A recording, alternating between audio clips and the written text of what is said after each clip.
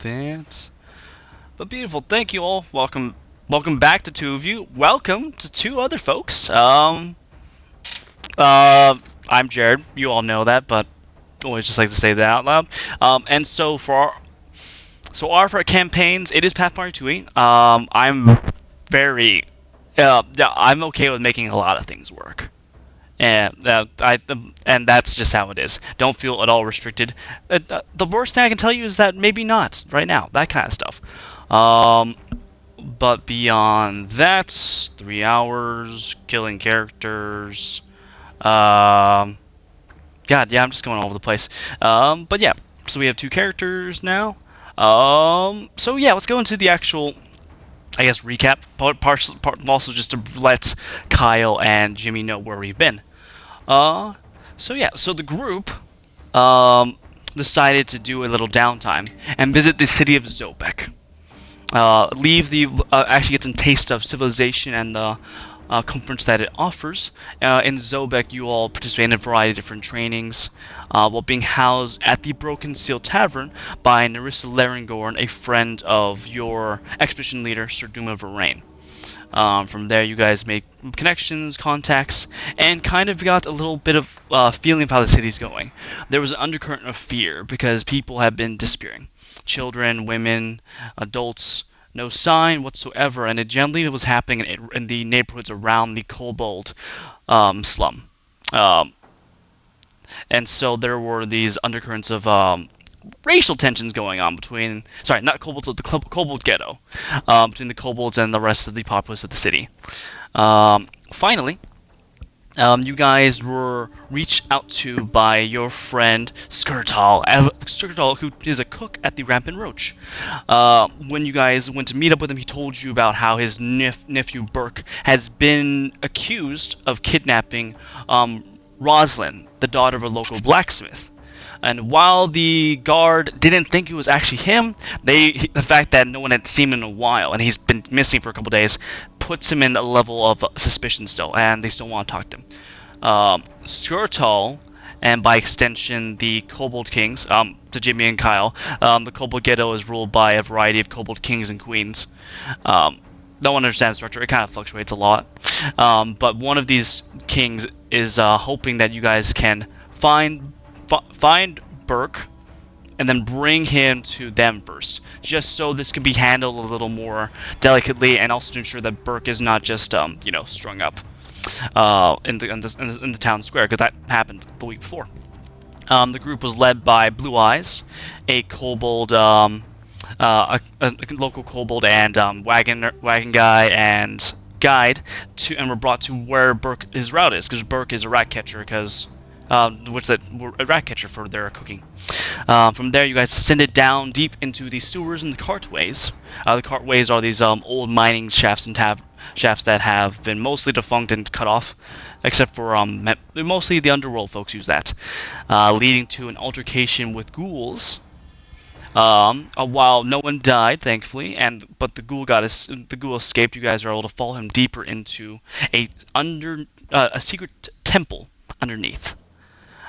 Which has some connection to possibly the goddess, the dark goddess Morena of the blood goddess, or also Vardasan, who is the god of undeath and the ghouls. The group, you were able to infiltrate, finding secret tunnels, and knocking out / killing some cultists, and finding their friends.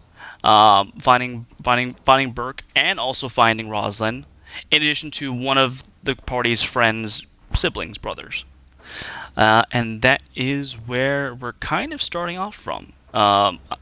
Any questions, comments, clarifications, folks? Seems straightforward-ish. All right, yes. Is there a summary so far on the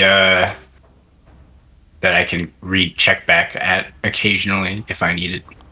Not officially, but I can go and transcribe something for you guys as well. I can also put my notes in the chat. They are not very well organized.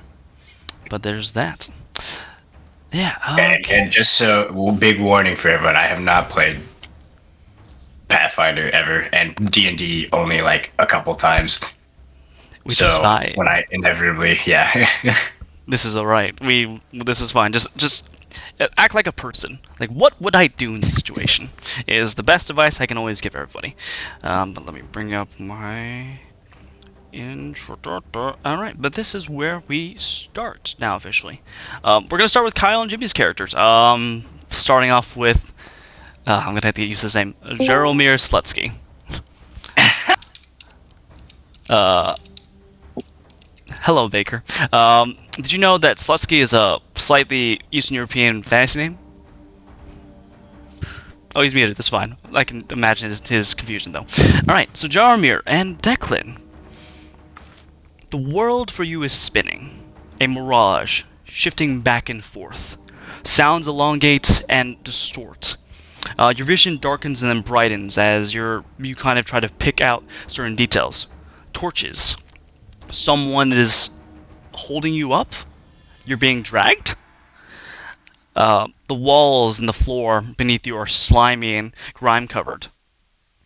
As you both kind of glance at each other, you've never seen each other before, but you're in similar situations at this point. You guys are trying to think, why can't I move? Why can't I speak? And you're trying to go through your memories. The last thing you both remember is being in a tavern in Asheville, Lower Zobek. It's a blue-collar neighborhood of Zobek. Getting a couple drinks. Someone said drinks are on me, and so you're getting free beverages. And after that, it's a bit of a blur. But whatever you drink is slowly getting better. But you don't know where you are. Then you feel this rumbling, slow growing. And then you realize it's not just in your head or whatever you just were drugged with. You can feel the vibrations in your feet. You hear garbled voices, the people carrying you. They're speaking, they're concerned, there's shouts. And then you tumble forward. The torchlight going out, darkness enveloping. It becomes a terrifying whirlwind of motion and screaming in your ears and rocks. Can you both go ahead and roll dexterity saving throws for me, please? Or acrobatics checks, whichever you decide. Sure thing. Okay, so I'm on here. Okay. Right click to move this around. Where's... Let's see. Oh, these are just like the people. Yeah, if you double click your token, it brings up your character sheet. Yeah. So that's a reflex saving throw? Reflex saving throw or acrobatics, your choice. Okay. Yep, reflex it is. Where's my character? That's 17 total. This is your character. Oh, the green one. Oh, there we go. Okay. There, yeah. So you double click on that, it brings your character sheet, and you just want to click on. I mean, you see reflex or see. Let's look at this. Actually, I'm pretty sure. It's about the same. So, if you go to the left-hand side, you only click on the D20 symbol right next to the +4 for reflex. This says dexterity, train, normal roll. Normal roll. 9. Wonderful. And then Jimmy, what did you get? 17. 17. Wow. Okay. Gotcha. 12 plus 5, baby. We do love that. Okay. So with that, when you find the impact and land, Jaromir, it hurts. You bang your head against some stone, and you take 4 points of bludgeoning damage. Declan, you are a little better, able to you are basically trying to cushion your landing and protect the more delicate parts of your body. So you take only 2 points of bludgeoning damage from that. And when it finally settles, you guys can feel that the air is dust choked. There are moans and groans. You're in a different place. Both of you are humans. You can't see shit, so it's darkened. And that is where we're going to quickly bring us back to our guys above, actually. Bring us to Bonk and Avril. This is a moment of success, actually, for you guys. Dressed in your cult disguises, you found the missing people, and no one's been harmed, no one's been dead. You killed 2 cultists. Sorry, you killed 1 cultist, you knocked out the other one. This is great. But then you guys notice that the floor begins to shake and rumble. Everyone glances around, uncertain what's happening. Then there's a loud crack as the floor splits.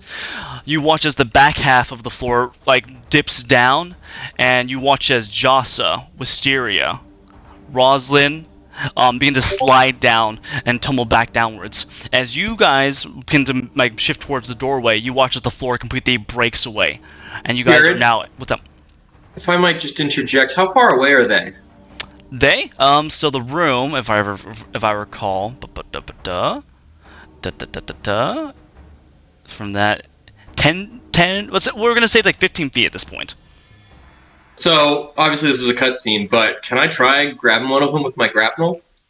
Absolutely, yeah. Go ahead and make a athletics. What are you trying to go for? Let's go with that. Great question. Probably just whoever's closest to me. Okay, that would be Roslyn then. Cool. Pull up the old athletics. 28. 28, Jesus, okay. With that, you whip out the grapnel, wrapping it around Roslyn's waist, and are able to keep her from falling, and then the rest of the floor falls through as you guys begin to tumble downwards. I'll let out a little rye goblin yeehaw as I do. Yeehaw! Do you want to drag Roslyn towards you? Yes. Kind of wrap around. Okay, you do so. You quickly pull her in and wrap her in an embrace, and she hugs you back tightly. You guys are now falling through. Avril, did you actually want to kill Wisteria? No, I don't want to set that precedence, but I would probably, if we're just in a cutscene and we can do some things, Avril's probably going to cast a spell to revive a bit of this. I don't think I have anything though, so I'm just gonna cast Shield, and hopefully that can slide down the wall or something. Okay, absolutely. Gotcha. With that, can I get acrobatics or reflex saving throws from both of you? Avril, yours doesn't help with that, but it does do some damage negation, so we'll count that. Sure. 19. Mine's an 18, Jared. 18. I see that. Beautiful. Is it acrobatics? Acrobatics or reflex saving throw, your choice. I don't have acrobatics. This is where we have hero points. Yeah. Yeah. Everyone's got one, by the way, and 17. Much better. Okay, gotcha. All right, that's a lot better. Yeah. Okay, and then can everyone roll for me a 1d6, please?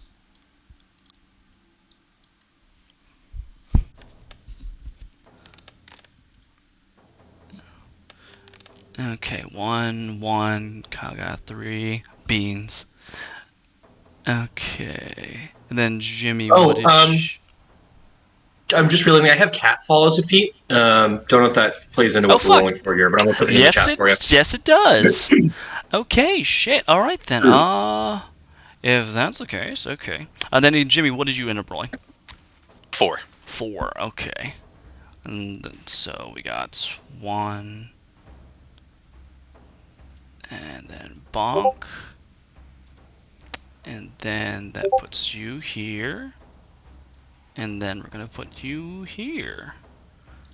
Okay. Prone. Prone.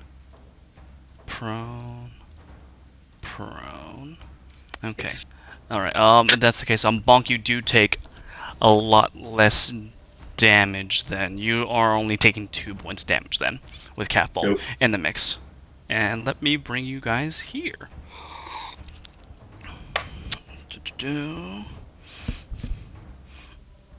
Alright, so the landing is still hard for both of you guys, even though you hear that you see a flare of light as the shield cell breaks out.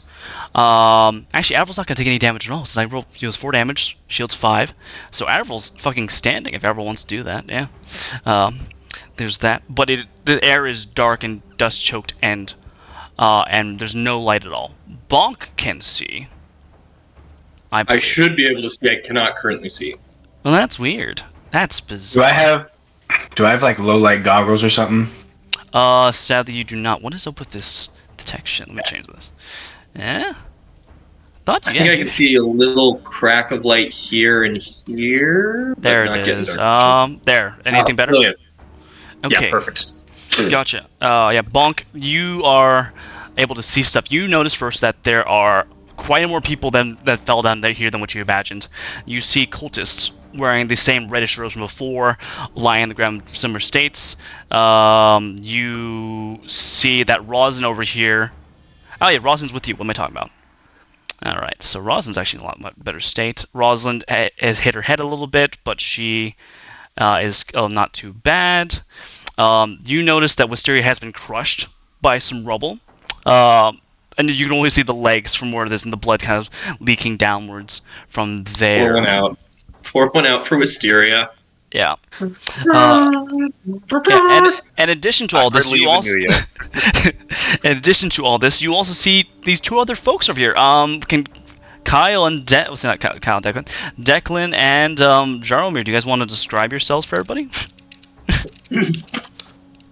Sure, I'll go first. 5'8" human male, shaved head.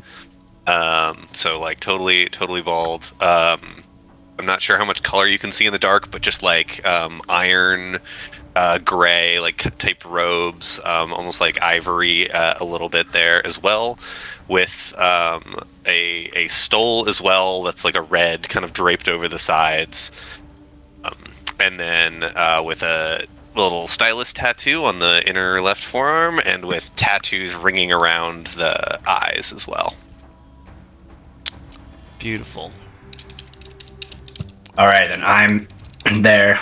Blood flowing down a little bit from my head, right, from the last from my damage here. Like matted, dark blonde hair, and let's see, it's 5'10", and just a pretty average human for the most part. Gotcha. And Okay. maybe stumbling a little bit, trying to recover from what's going on here. Absolutely. Then I also need to put out this. Right. Okay. Before we get into the rest of this, Bonk, amidst all this chaos, you also notice that this seems to be some sort of graveyard, because lining the walls are skeletons, small. The elongated skulls are draconic, aka maybe kobolds, and it looks like they've been like crucified to the stone walls. But there's no flesh. It's time has basically torn that away, so they've been here for a bit of a time. Also, you notice that this is a strange, almost like metallic clockwork case that is about 30-ish feet from you on the other side of the room. Just so you can keep that in mind. With that being said, if everyone could please go ahead and roll for initiative for me. And for everyone that's new, the way you want to get into initiative is you right-click on your token, press the toggle the combat state, which is the cross swords and the shield icon, and then you want to go to the encounters tab and there's a button that lets you roll there. Can I tell which token's mine? All I see are like circles with glowing. Sorry, this one's yours. Oh yeah, you're also blinded. That's right, blinded. Which one's mine? Blinded. So I don't see any names over all of them. Is that intentional, or is that? That's now intentional. I see. Gotcha. Oh, guys, I couldn't even see my own. That's why I just. Yeah, it is a bit dark. Yeah. Yeah. Sorry, so I click on the cross swords tab and then do what?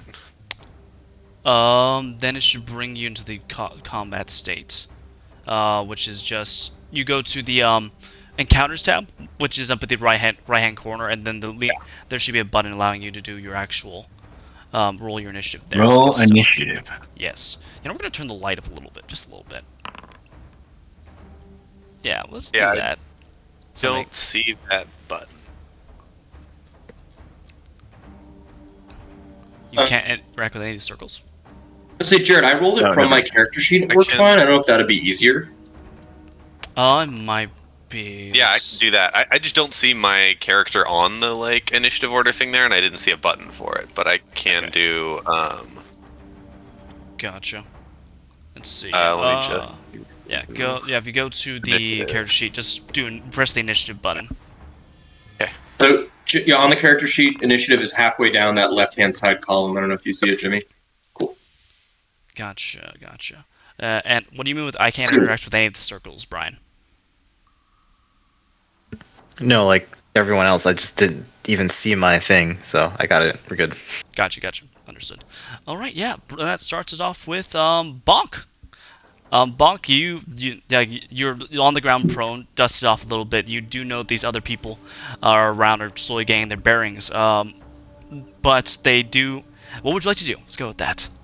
Can you remind me how many actions it would take to take a torch out of my backpack and light it?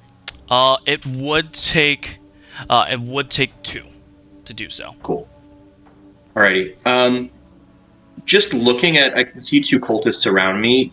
Are they? Does it look like they can see in the dark, or are they also blinded? They look to be human, so they're all blinded as well. Just shouting, "Who's there?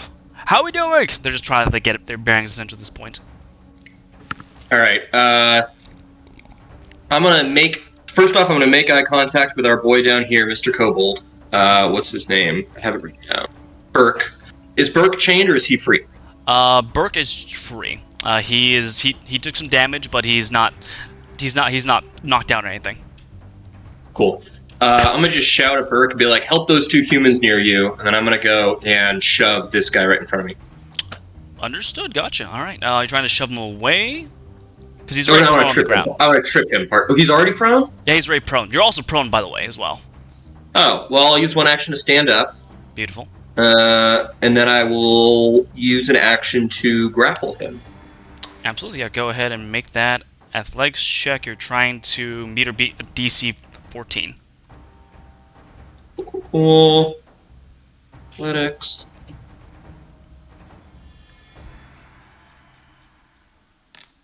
(26). Jesus, that's a critical success. Yes, you fully are able to wrap the arms around him and fully restrain him, not just grab him.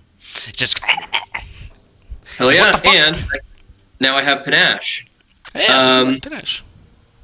All right, and then I'm gonna just shout out and be like, "Jesus Christ, it's a torture chamber!" And then I'm gonna fucking work this guy with a finisher. All right, yeah, the drill. Go ahead and roll for attack, please. Okay. Click the finisher button, hit the strike with multi-attack penalty. There's so much going on. I think this should get... Okay, so it was a 20 there. 20 is definitely going to hit. Go on for damage, please. Cool. And I have finisher checked on my sheet, so I think it's going to automatically apply. Yeah, that looks like it. It did, yes. 7. All right. With your whip, you basically... I mean, you're kind of restraining him, so you're kind of like just hitting him with it, like almost like a baton, almost. But 7 damage, blooding his brow. He is not looking great. Cool. That's my turn. Doing his 3 actions. Burke, Declan and Jeremy, you guys hear something scuttle behind you. Say, "Hi, my name is Burke. How we doing? Are you friendly? Are you a cultist? Let's go with that. Are you a cultist?" Can we respond? Do we have to wait for our turn? No, you can respond. Absolutely, yes. Who are you people? Priesthood of Rava is not a cult. Oh, you're a priest. Okay. Hi, I was a captive. There are a bunch of cultists here that don't like us. I'm gonna suggest we go kill him. So one side, you watch these you hear him disappear, and you guys watch as light balloons as he lights a torch that he found. Right. 40. And with that, the room is lit up now. He just points, get him, just kill all of them, and he's gonna hide. And that is his turn. Bring us to Avril. Avril, there is now light. You can see. I need to change this. You can now see. It's great. There are... Wish I could. Yeah, sorry. You're over here. Ta-da. Are you going to change the light, or...? Is it being blocked from your angle? That's weird. I'm All blinded. the circles even Light disappeared. animation. Look at a bunch of blank squares. Torch. Is this better? Can you guys see this now? Yes. Nope. Heads up, Jared, the chest has a label underneath it that might indicate what is inside the chest. That's fine. Vincent, why is the... Yeah, the light race is coming. It's so... Okay, you can... Why is there no light coming? That's so weird. We're trying to fix... Okay. Oh. Oh, funky. That's so weird. Okay, I hate that. I'll hate that. But yeah, there's light now. Okay. Avril, from where This you is are a wall? that is rubble, yes. From where you're standing, you see that there is a cultist lying down at your feet. Bonk is currently choking out another cultist over here. Rosalind is lying on the ground, but alive. And you hear other sounds beyond the rubble a little more to the west. Sorry, the east. So what would you like to do? I guess only Bonk is close enough to hear just a slew of curse words and muttering something about a flash or creating a light technology, and then never coming back underground with these people ever again. And then she's just gonna walk up to this cultist and like not skipping a beat, continued cursing, and then just slit the throat. Okay, gotcha. Go ahead and roll for attack. Am I gonna miss this guy? Possibly. 24 definitely hits. Go ahead and roll for damage, please. We'll call it critical since you're trying to go for the actual neck. That is 8. All right, you lean down, grabbing the guy's back head, pulling it forward, and just slitting his throat. He pushes you away at that point, but he is suffering from bleed damage now, as his lifeblood is beginning to leave him at this point.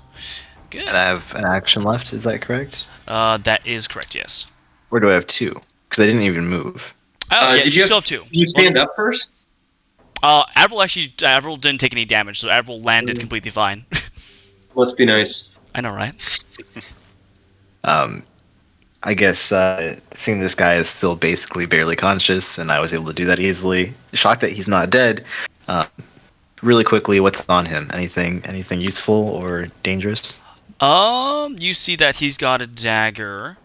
There's a pouch of coins, and he's also got another porcelain mask, just like the other cultists had. Okay. Well then, I'm just gonna take his dagger and then do the second strike. All right, go ahead and roll for attack at a -4. -4. Mm-hmm. He's just sitting there. 14 is actually not going to hit.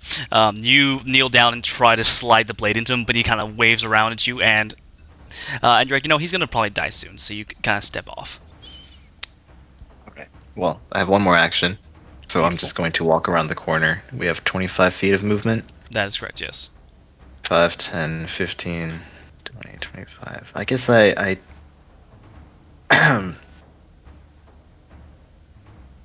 I couldn't just stand on the guy, right?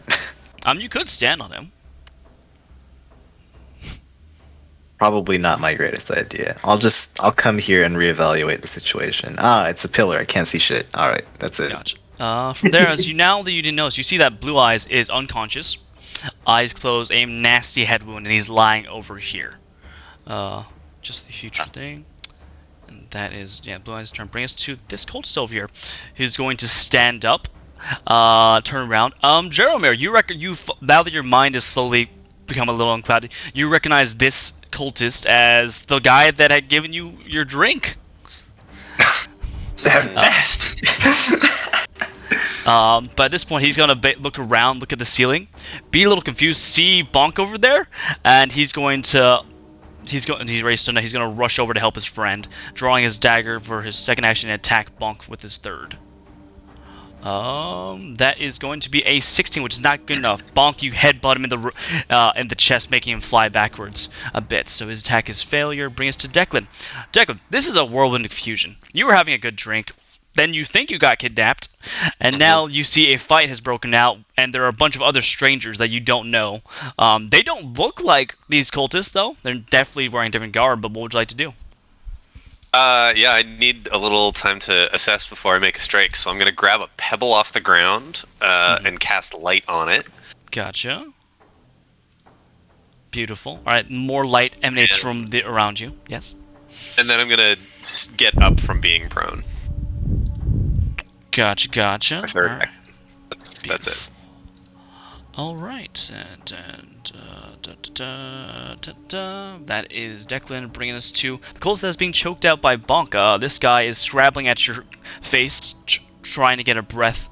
He's going to try and escape your grapple. That is actually an 18. What is your athletics? It's a 19. 19. Nope, not good enough. Or it's plus 9 to athletics, so. Yeah, so 19. Yeah, he jabs you in the face with his elbow, but you still keep your grip. So that with that, he's going to fumble for his own dagger and try to slash you, which is going to be. He's restrained. So if I recall, restrained. Control. Come on, you can do it. Control right click. He's I can put restrained in flat-footed. the Most you can't use any interactions with the attack or make by action step 2. No, he can only try to escape. He's going to continue to try and escape then. Which is a critical failure. And you watch as his struggling grows weaker and weaker as he is now unconscious from being choked out by you. Ending his turn. Poor Brings us guy. to the bleeding cultist over here, who is going to try and stem his own bleeding. And nope, he expires. You guys bonk behind your back. You watch as the other cultist, his movements go slower and slower as he expires to the cut to his throat. Bring us to Roslyn, who is going to look down at this cultist, just raise her foot and curb stomp him. Oh my. Nice. Which is, yeah, 11. She barely gets it. You watch as she smashes down on his head for 5 damage, caving the skull in a little bit, and you're now holding a corpse in your hands. Bonk.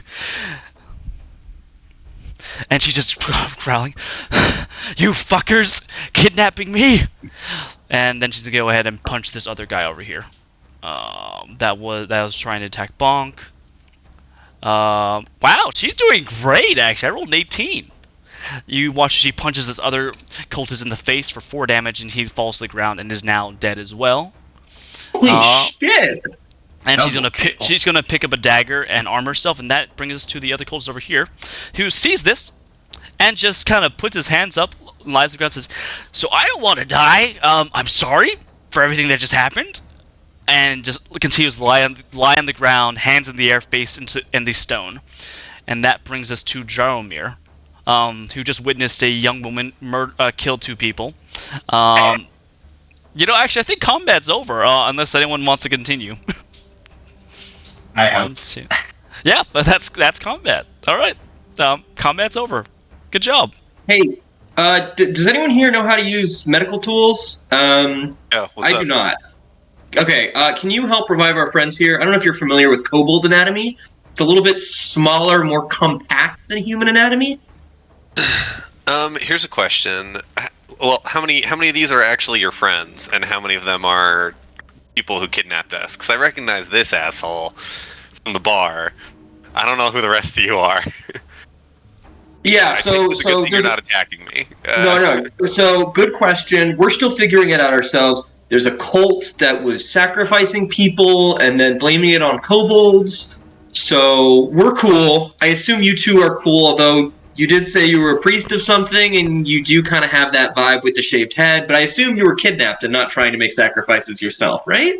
I have never been here before. I definitely am not about the sacrifice thing.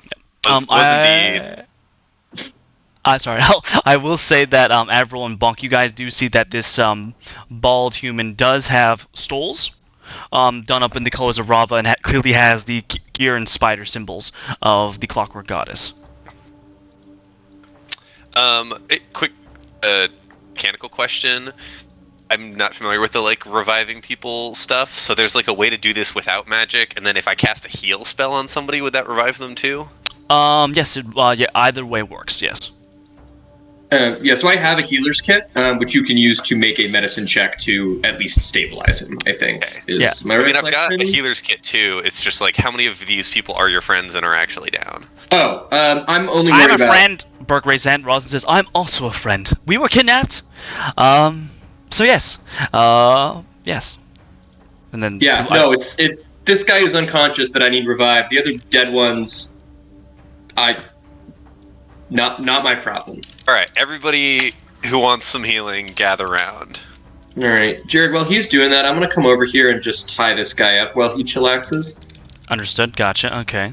All right. You just tie him up quite well. Make a thievery check for me, please. Cool.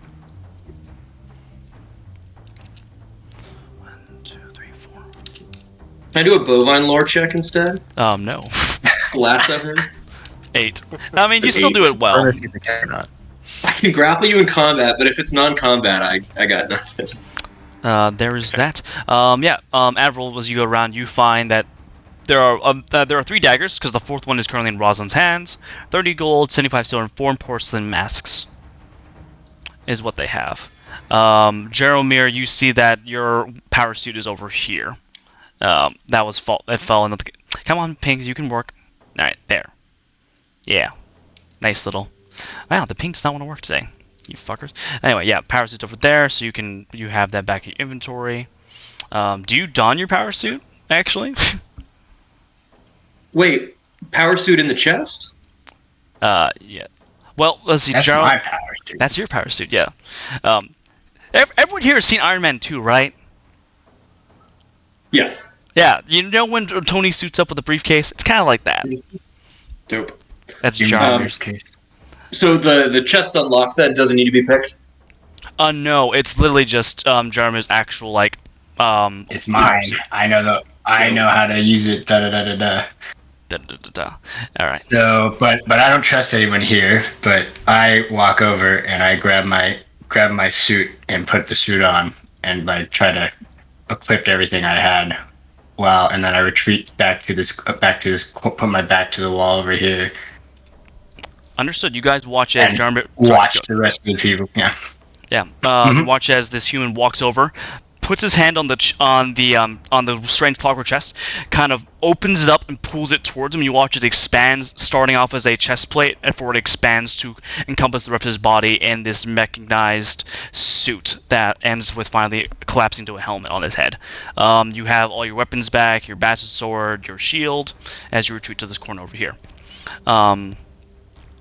To which the kobold over here, Burke, walks over to you very slowly, says, and holds out a flask. Yeah, what? This is, you want some liquor? This feels like a drinking situation. The last time I took a drink, I woke up here. Can Well, I guess that means it can't get worse, right? Yeah. Like, I begrudgingly take a drink. Alright, Rosalind's looking upwards, and when you guys kind of look up, follow like her gaze, you see that there is a massive scar in the ceiling. Partially that's been collapsed, but you do see that it goes a little further upwards, which is probably where you guys tumbled down from. Can I get a... History is included in the briefing with the spit. Can I interject here real absolutely. quick before we do things that might put us in more danger? Gotcha. I do want to heal everybody up. I just want to do it in a place where I'm not about to revive these cultists on accident. Ooh. So can we all get to a corner of the room that's at least 30 feet away from any dead bad guys? Like, drag the dead bad guy bodies to one side and get all of us to another side of the room?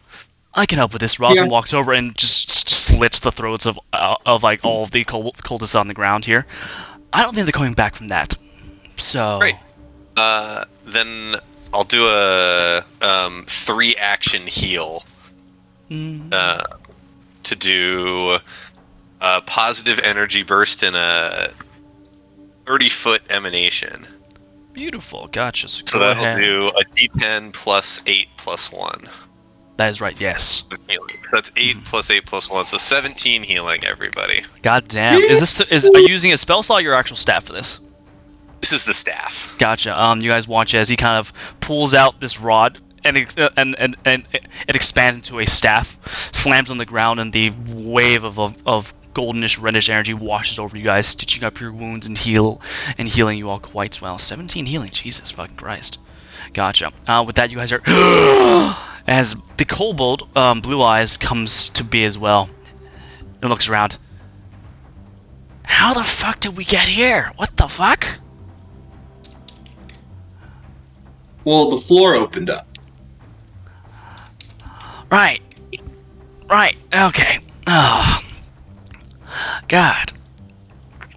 Slowly stands up, sees Decamir and Jaromir. Are these guys friendly? I think so.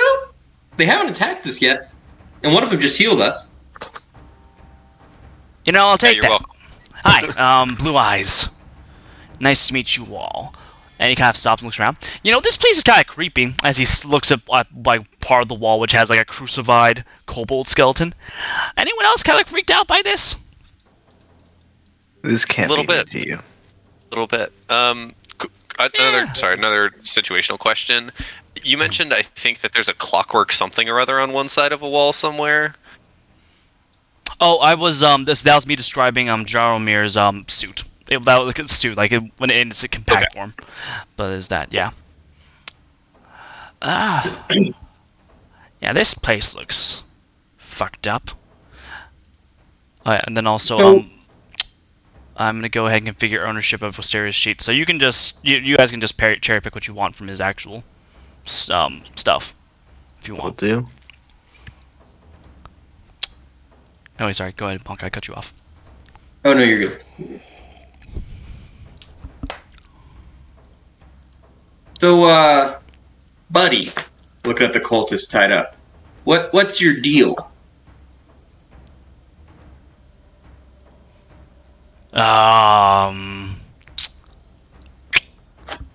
So I don't even believe in this Morena stuff, by the way.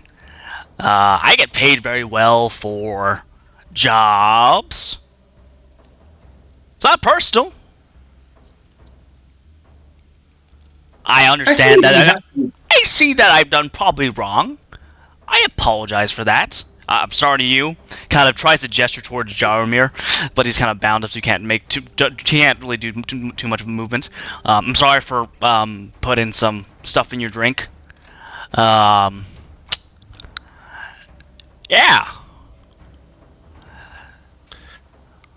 Is Morena something? Does my character have any familiarity with Morena? Do I understand that that's Absolutely. Go ahead and make a religion check for me, god please. or Actually, something? yeah. Go and make a religion check.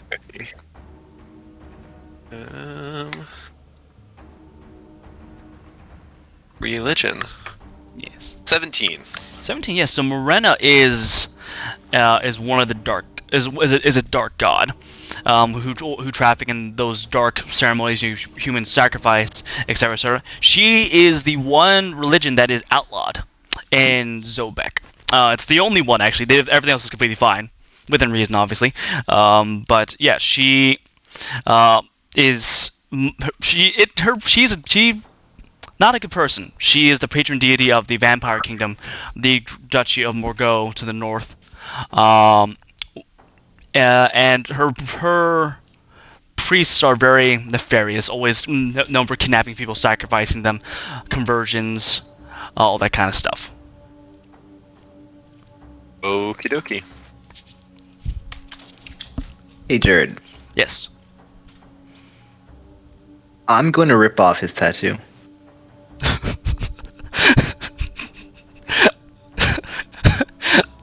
All right.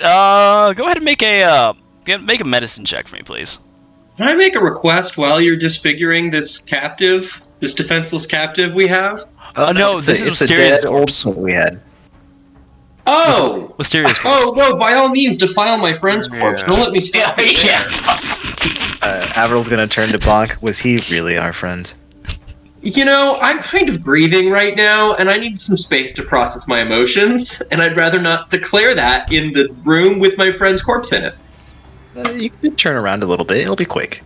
Okay, what are you? Which corpse are you looking at here? What's So in the southwestern corner, you do see that there is a body that is quite mangled from the fall, that Avril has been picking through their stuff.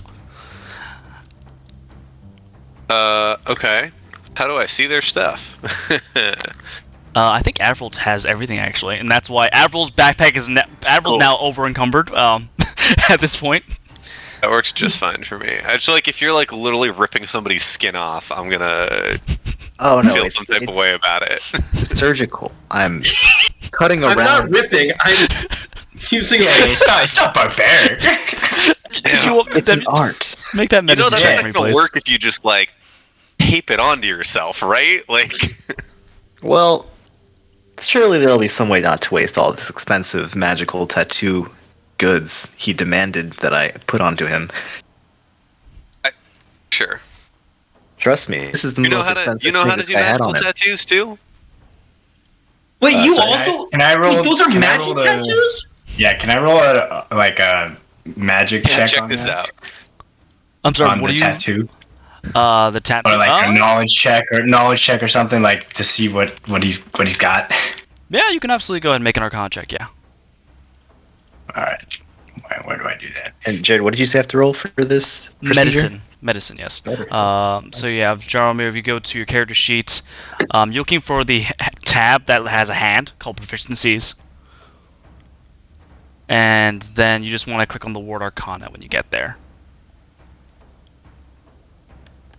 21, shit. Okay, yeah. So you kneel down as you watch this woman, this blue-haired woman, take out a dagger and slowly pry off. I can't remember where he put the tattoo. I think it was his forearm. I think it was. Like basically pry off the skin on the forearm. This tattoo is evocation in nature. From what you can tell, it's some kind of like fire resistance that also stores up the energy as well, which is fascinating because you've never encountered anything like that. Granted, you're not exactly sure how well it's going to function now that it's now a piece of skin that has been torn off a corpse. But hey, you never know. Then, which one of the two new characters looks like the strongest, like the biggest? That would certainly be Jaromir. All right. Avril's gonna turn to Jaromir, look him up and down, and then take this. There's like out of all this stuff that's in her backpack, clearly weighing her down. There's the biggest thing is a long spear, and she's just gonna, without a word, chuck it towards him. And if you could please drag and drop that if Jaromir decides to catch this. Do you catch this long spear that he throws at you? Why? There's a goblin in the way. Actually, that's a kobold. We don't look the same. Racist piece of shit. God, you skinwalkers are all the same. Literally, we all have skin. Burke says, "I'm confused by this by you're being angry." As the spear flies over his head, because kobolds are only like 2 feet tall, so it goes very high above him. Yeah, sure, you have the long spear in your inventory now. By the way, Rosalind and Blue Eyes say, "So Avril, do you want us to help you with some of this stuff? Because your backpack is literally bulging." Better now, but how about you take what's the heaviest thing here? I would love They to can assist take. as well. Yeah, I'm just gonna give to that. What is L in the bulk? What does that equate to? That's light. So 1 light bulk. It's 10 light bulk to 1 full bulk, like the smaller items essentially. So basically, if you like 10 daggers, that'd be 1 bulk. Yeah, I can take a fair amount of stuff too if you need. Yeah, Avril's just gonna distribute 4 javelins and 3 daggers. Rosin will take the 4 javelins.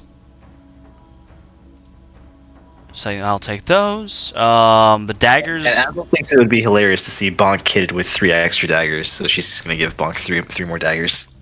Dope. I'm gonna put them all on my belt. Cool. Also, I now have 4 daggers. Yeah, also, Brian, actually, if you go to the inventory, there's the give item button, which is the symbol right to the left of the actual delete item button. So there's that. Do that next time. Yeah, next time. Alright, so I'll go ahead and add daggers there. Okay. So Bonk now has 3 daggers. Beautiful. Oh, also, she's gonna look around. Does anyone need leather armor? Don't think about where this came from. Burke looks at the armor. It's probably a little too big for me. We can make adjustments. Rosin raises his hand. Do you mind if I? I'm just gonna chuck it towards Rosalind. You can take that. Wonderful. I'd wash it if I were you. It's not like really have anywhere to wash per se. She gestured around to this cavern space. Oh yeah, no, I meant when we're back above ground. No, absolutely. Yes. Prestidigitation. Also, you're not allergic to tiger fur, are you? What's a tiger? Okay, you're probably okay. Anyway, Blue Eyes points to the cultist. So what do you want to do with him? Oh, Okay. Hot it's our take. favorite. Oh, go on. Our favorite hot take. I think we need to bring this person above ground with us so that they can tell the city that the cult was responsible for all the kidnappings, so that the kobolds don't keep getting the blame. Well, we need to start with our favorite hobby right now, while we don't have prying eyes. You mean Say letting more. people go and giving them the chance at a redeeming life? After humane interrogation. Oh, yeah, understandable. Rosin seems Yeah. down. Burke seems a little nervous. Blue Eyes just nods. Okay, as he pulls out a dagger. No, hold on. This cultist seems like, for once, that they're willing to speak to keep their live fingers and joints intact. So, and this is within earshot of the guy. Yeah, there's no need to do any maiming here. This Yeah. person I'll needs be to honest. stand trial and. Yeah, but they also broke into my bedroom, kidnapped me, dragged me down here, drugged me out for a couple. How long? I don't know how long I've been missing. Same with Burke, so I'm fine with this man getting whatever punishment he deserves. Burke's like, you know what? I'm kind of fine with him standing trial. I think that's fine. Oh, we can And make a it whole exonerates the empire. kobolds. Yeah, exonerate the kobolds. Woo! And then Avril will walk up to this guy, and he's tied up on the ground. Mhm. Right? Yes, he is. Yes. And she's gonna kneel in front of him, or like do like the squat. And then yes. she's just gonna look at him and say, "What's your name?" It's Benjen. Benjen. Yeah. All right, Benjen. Before I do any other questions, we need to appease our goblin friend over here. Where did you come from, and what led you on a path down to cultism and doing bad things? And if you want to really get extra points, you might just say how this might change in the future. This is contractually now part of the interrogation process.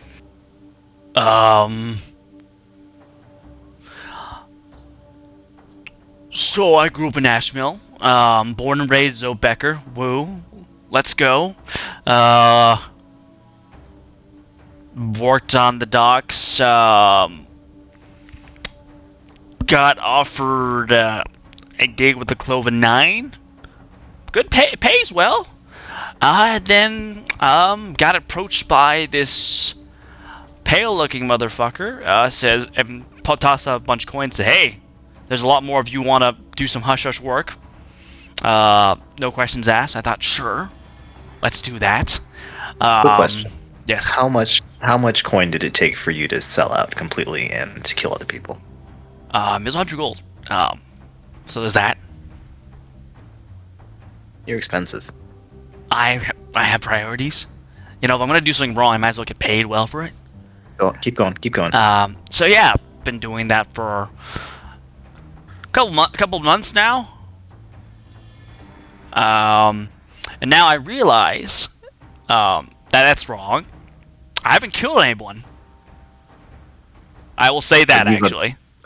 There's abductions. But I've abducted people. Yeah. Then I interject to abduct them here to be sacrificed. Hey, I've never been a part of that. I just drop off the people, and you know what? I don't see myself getting out of here freely, so I'm just gonna go with this. You guys, No. I think jail time will be fine. I think that's okay. Oh, freely. Well, okay. Seriously, you don't jump to conclusions. We have Really? Because the woman is glaring daggers at me. You look over your shoulder, you see Rosin just arms crossed, dagger in hand, just staring at him. So you haven't defended yourself very often, have you? No. It's not a good strategy to punish yourself before anything else has been given. But let's continue with your story, what you're going to do in the future, and then we can get to the real stuff. Right. If I get out, when I get out, hopefully I get out, I am going to probably join up with with the Temple Perun, they like fighting folks. Get training, do some penance, that sort of Penance stuff. is good. If you like penance, that's the right track. I don't know. I mean, I've always had like really strong fists. I like to fight. That's how it goes. So Perun's always looking for fighting folk, and I think that'll be fine. Giving it back, making sure half my pay goes to the church coffers, etc., etc., etc. Yeah. Cool. Now we can move on. Now that the contractual obligation has been fulfilled. I was gonna say I've heard enough. I'm ready to give him some redemption. That is it, Ronson says. Let's just hold off on judgments yet. This is your chance to tell us everything you can possibly think of. We don't even have to ask any questions, and if you give us enough information, I'll leave your fate in the hands of the goblin, who seems to like you now. And if we don't think you give us enough information, we might have to revisit the thing you overheard us talking about before we walked over here. Right. So what do I know about these people? This is the cult of the Temple of Ecstasy. I thought they were a sex cult. I think they kind of are, but there's a lot more going on there. My relationship has always been contractual. Hey, we give you a job, you don't ask questions, we pay you, etc., etc. They've tried to convert me, but I'm like, no, thank you. I respect what you do, but I don't want a part. Like, sure, fine. There's that. Hold on. You brought up the Cloven Nine. You think they're related? Maybe. I mean, Ashmill and part of the docks is Cloven 9 territory, so possibly. Okay, back to your story. Yeah, so, folk that was, the guy that hired me on Boris, always a strange fucker. Never saw him outside of nighttime. Always a little strange and suspicious. But paid well. Told me not to ask questions, and we had a working relationship. Yeah. Okay, rituals you've been a part of, things that go on here, and you're so lucky. Storerooms and. Well, I always just get to the temple entrance. I leave the people there, and then I walk away. That's it. Well, we somehow left the most useless information when alive. That's all you got. You just do the jobs, these questions, and yeah. Hey, seems like you're a little further in than the temple entrance this time, though. No? Well, we were in the cartways, so I don't know how we ended up here. I'll be honest. Granted, that weird earthquake was a little chaotic, but hey, I don't know anything about how the earth works, or Velis, all that stuff. Yeah, I'm not good with this. I would like to live, but I don't know what else I can give or tell you. Think really hard. Last shot. Dig deep.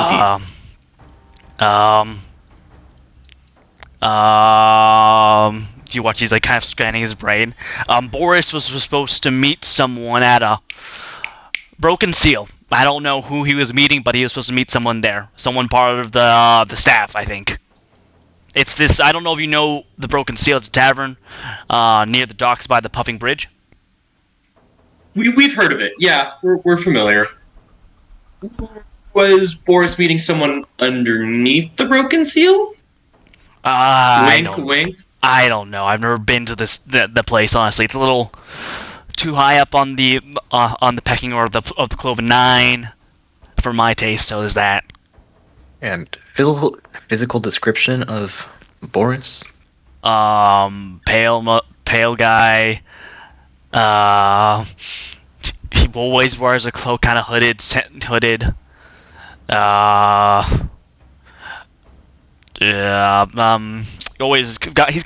packs a lot of heat, like whips, knives, that sort of stuff.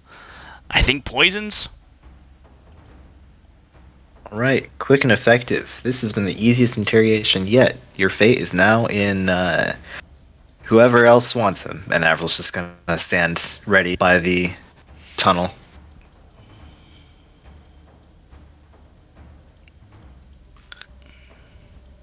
New friends, are you all good to head upstairs? Like, Anything else you want to do in this here dungeon? No, can I get, however, a quick, like, what is your name? And can you give me a quick description of what you look like?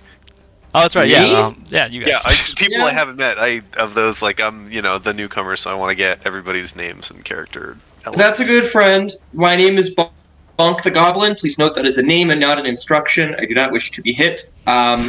I am dressed very similar to my token. I have a silly little cowboy hat and a little pink tunic leather shirt and some cowboy boots and a little leather belt with now 4 daggers sticking out of it. And I am, oh god, how tall am I? I'm like, let me find my sheet again. Bonk the Goblin is officially 2'6". 8, yeah, something. 2'6". 2'6". Half that is Weight is small. Okay. You see, as you introduce yourself as Bonk the Goblin, Bonk the Goblin is written in tattoo ink by the stylus on my forearm. Wait. Hold on. Did you just steal my soul for your god? No, I'm don't saving mind. myself. Don't I'm mind not me committed to just anything. taking notes. All right. Here, what? No problem. Look, it'll go right away, and I trace the outline with my finger, Bonk the Goblin, and it disappears. We're gonna have to discuss that later. But And then I think about it and put it back on. Yes. Maybe we go to the Rotten Roach and we wait for all Wait, this I'm to blow sorry. over? I needed your name too. Interrogator person who's so excited to chop off fingers. No fingers got chopped off. Do I have knowledge of that tattoo to verify? You can go make a contract for me, please. Naturally, yeah. So that is a it's Memorian ink is the actual tattoo, which is mostly used to by scribes to keep some notes that they have during meetings. It is very much tuned to his voice, so whatever he says will write on his tattoo, and then he can also effectively trace his fingers along the words and wipe it away. All right. I'm Avril Dental. Just a 5'4" human-looking woman with blue hair now, which is definitely odd and is not normal.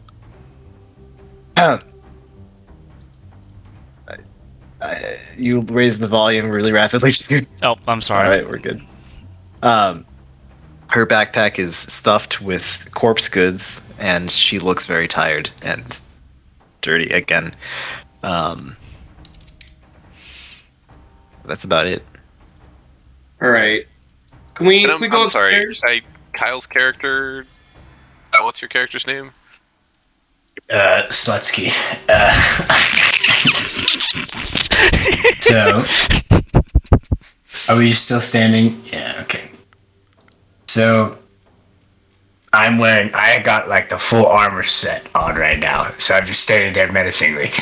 And, having watched this, quote unquote interrogation, I'm rolling my eyes a little bit about the, how easy it was. But then, I just go, "Hi, I'm Jeremy," and that's it. Just quiet. Don't see anything else.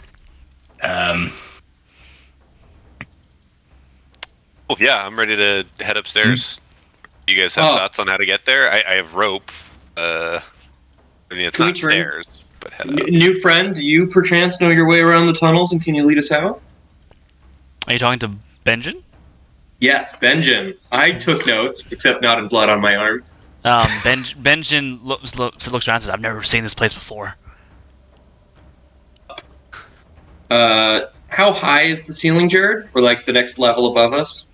So the ceiling peaks at 30 feet, and 30. that, and then beyond that, you see is like the tunnel that leads up, up to the top. You also don't really know how far you guys have fallen, to be honest. But, Well, my grapnel can only reach 20 feet, so we may need to actually find a way out of here rather than just climbing up. Although, how tall is this stalagmite? What if we tied a rope onto the end of your grappling hook and extended the rope distance.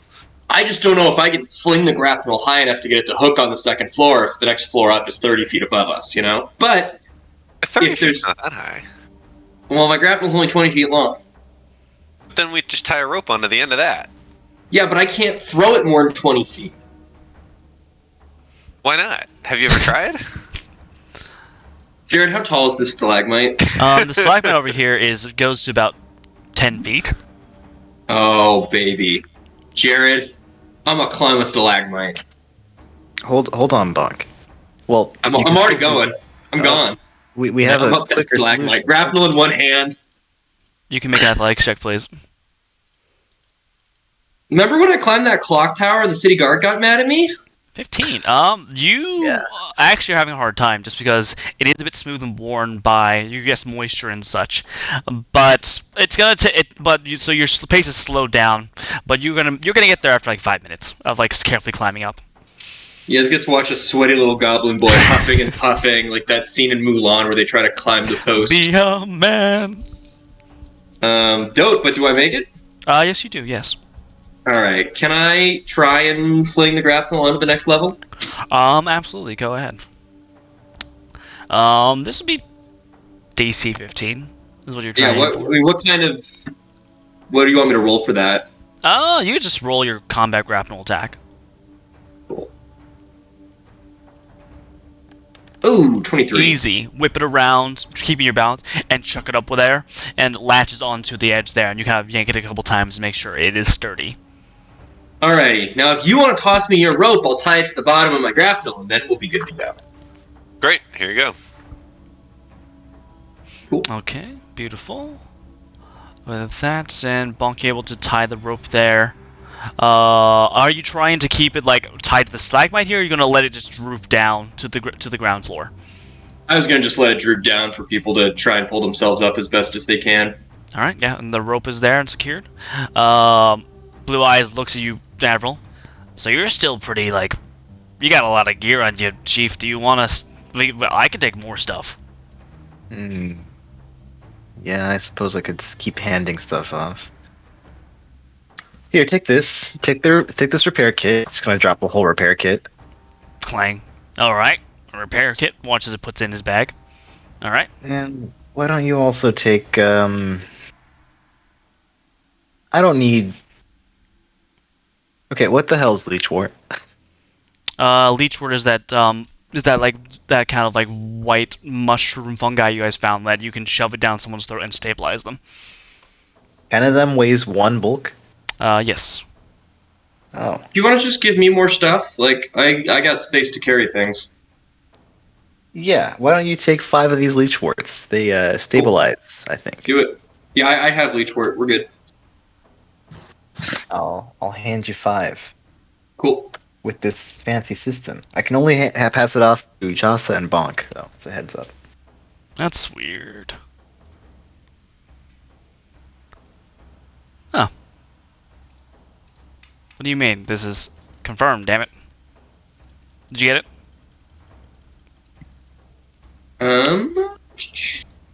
I don't see it. I can just give myself 5. I'll give myself 5 manually. Gotcha. Cool. Alright, we're good. Alright, okay. Alright, with that, Blue Eyes like, alright, who's going first? I'm happy to go first. After you, Sir Goblin. Woohoo! Okay, Bonk, you begin to climb up the grapnel, making your way to the top. There's not really much in the way of like being able to stand too easily, but almost like you're kind of like to put out both your arms and legs to kind of stabilize yourself as you begin to shimmy your way upwards. At about 10 feet above, you notice that it's starting to get very, very narrow. And while you're fine, as being that sweet goblin. Oh. Hey Jimmy, we're getting weird feedback from your Discord. Sounds like a fan. Huh. Weird. Okay, how about that? Is that... Can you still hear it? A bit, but it's not that bad anymore. Well, it sounds like your input changed. I mixed it. I muted myself briefly and used my phone so I could pee, but it should still be the same thing as I was right before this. Huh, weird. Now it's over, so we're good. Yeah, it's Okay, great. good. Gotcha. But anyway, yeah. So Bonk, as you're getting there, it's getting narrow and narrow, which is fine for you. But once you get another like 20 feet, you see that that the shaft turns a little to the left, and is now too small to be able to get through. Because you see that part of like the cave of it's caved in a little bit, meaning that this way effectively isn't a way forward, sadly. All right, well, we're not going to be able to get out this way. The cave collapsed. We're going to have to find a different layout. Kind of shimmy back down. Deflated.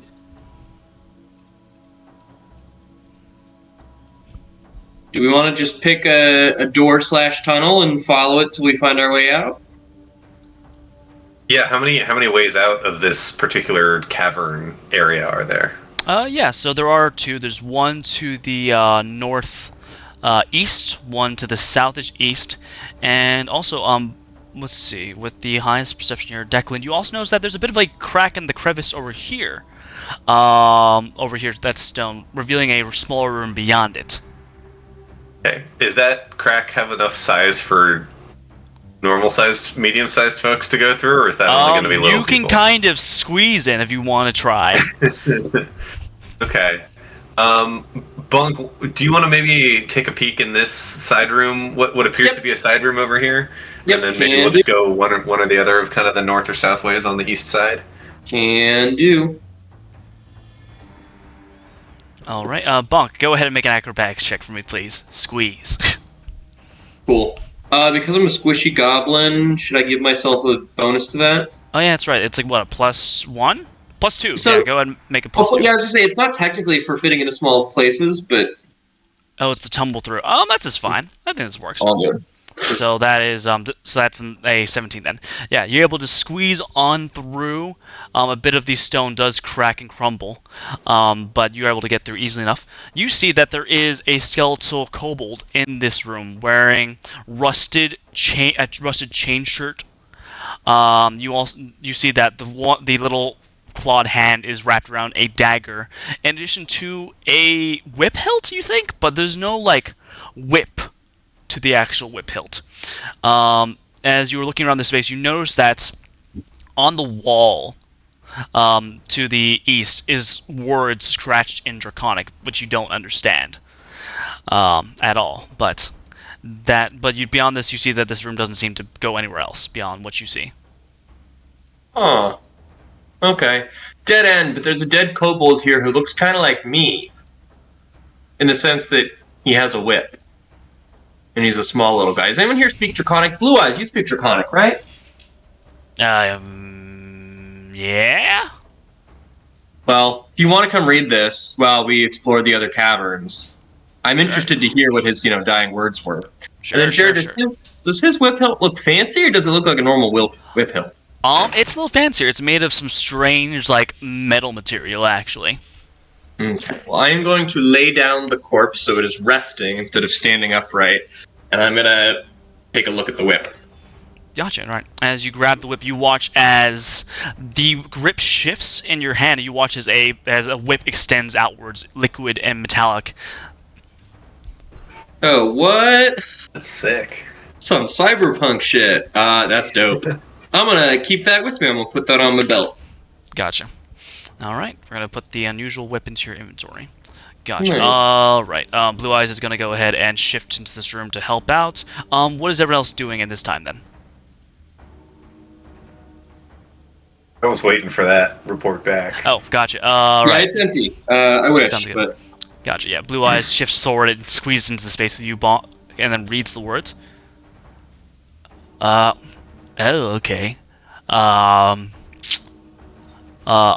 Our Father, by our Father below and Mother above, the tall legs are here. I can hear everyone else outside dying, slowly. I don't want to go the way they're going. Forgive me. That is morbid as fuck. All right. That's really sad. I'm gonna take his chainmail. Now that I know it's not cursed. Sure, you can do that. Can you even wear chainmail? I have no idea. Genuinely, could not tell you. All right, I'll You go. can sell it. You can at least sell it if you're not. So.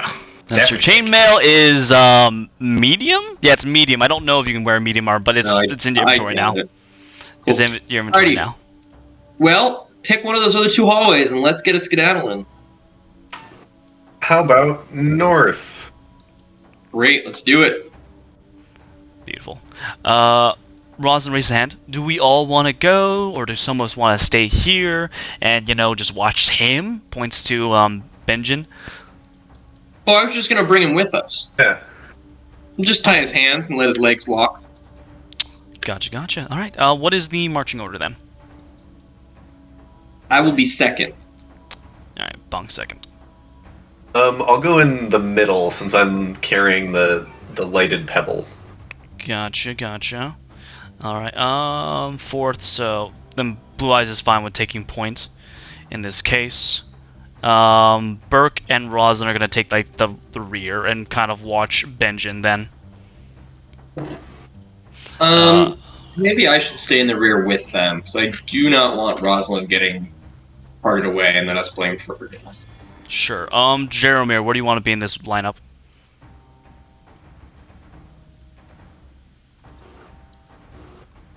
Hello? Monsieur Kyle? Is anyone else here? Oh, there. Oh, he's thinking. Okay, gotcha. I'll just follow behind him. Okay, gotcha. All right, bring up the rear. So, right with that, you guys need to follow the northern tunnel along. You guys notice that the walls here. Actually, let's go. Can I get a what check would this be actually? Can I get perception checks from everyone actually here? Yep. 17. Ooh. 19. Wah, wah, wah. Oh, is mine that bad? I'm in a private room. Yes, it was a natural one. It's beautiful. Oh, lovely. That's fine. Bach, it's just gibberish to you. That's just the bottom line. Also, everyone, it's been a bit, so go ahead and add a hero point to your list. They're at the very top, and you just left click to add another one and right click to remove. By the way, but yeah. But as you guys are walking down, Where is that? at the character sheet, it's right below the name. Called hero. Oh, I see. So I had one, and then I click another H, and that's two. Yeah, Okay, exactly. And also, they do not carry over a session. You can only have a max of 3. So basically, use them as much you use them up, like it's candy.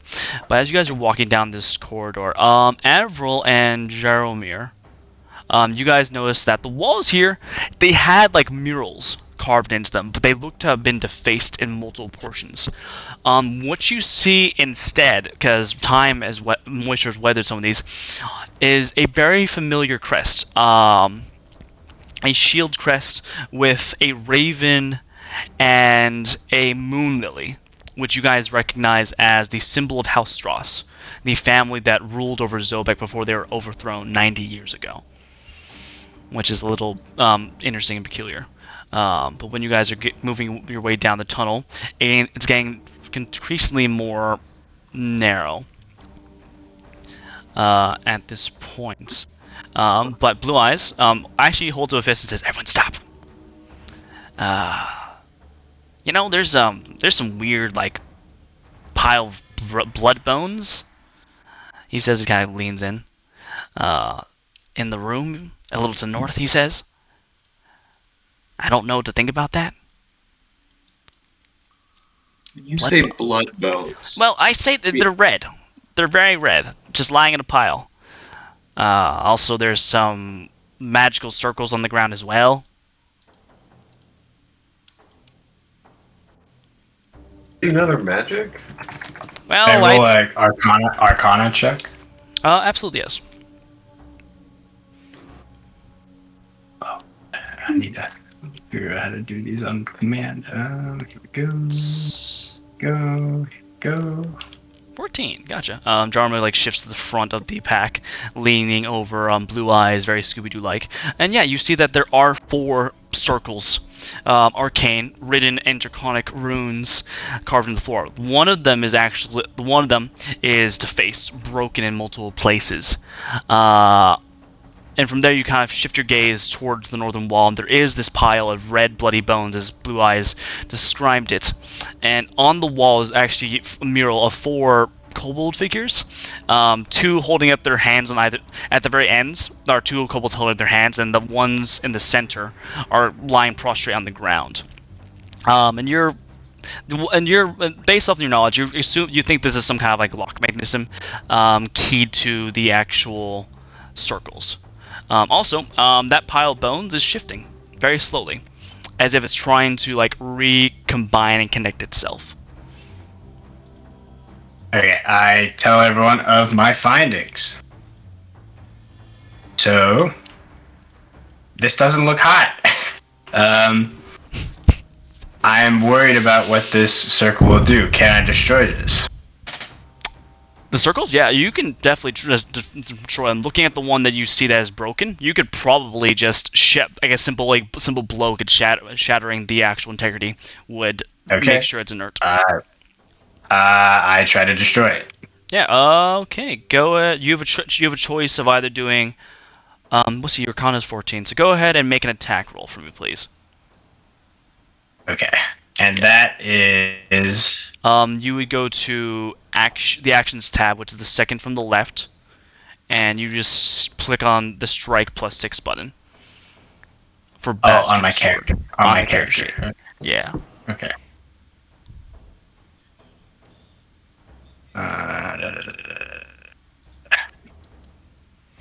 swear I'll find it. No, it's alright. Actions tab. It's the one that looks like a square with like a small square. There it is. Natural 20. What the fuck? Okay. Yeah, just shattering the stone that is there. The circle cracks in multiple places. You watch it as red light flares for a brief moment, and it is now broken. Okay. But while this is happening, you do see that the bones are still kind of shifting. At this point, you notice the skull is like rolling slowly towards where you think the spine is. Am I gonna run in and grab that skull? Yeah, like everyone else is watching me do this and seeing the skull come together, right? So kind of. Everyone's still like in the tunnel at this point. So you're outside the tunnel, but you're in the room. So yeah, Declan, you run in to grab the skull. Is that correct? Yeah. Oh yeah. You rush in. By the way, can you shift the map over a little bit? Yes. Oh, thank you. Also, I think if you do right-click hold, then you can move the map as well. Oh, that's it. Cool. Yeah. I was like, I can't see anything. But Declan, you rush in, leaning down, grabbing the skull, and you watch as there's like points of red glowing in the aisles, glaring at you as you're holding the skull in your hands, and the bones kind of begin to slowly shift towards you, towards that. Out of the corner of your eye, you also notice that there's someone to the south, a woman wearing black and red robes, who was unconscious, her lower half caught in collapsed rubble. She does not look to be conscious, but you do hear breathing from that direction. Okay. Yeah, I'll pass that information along. Yeah, there's an unconscious woman in the rubble over here.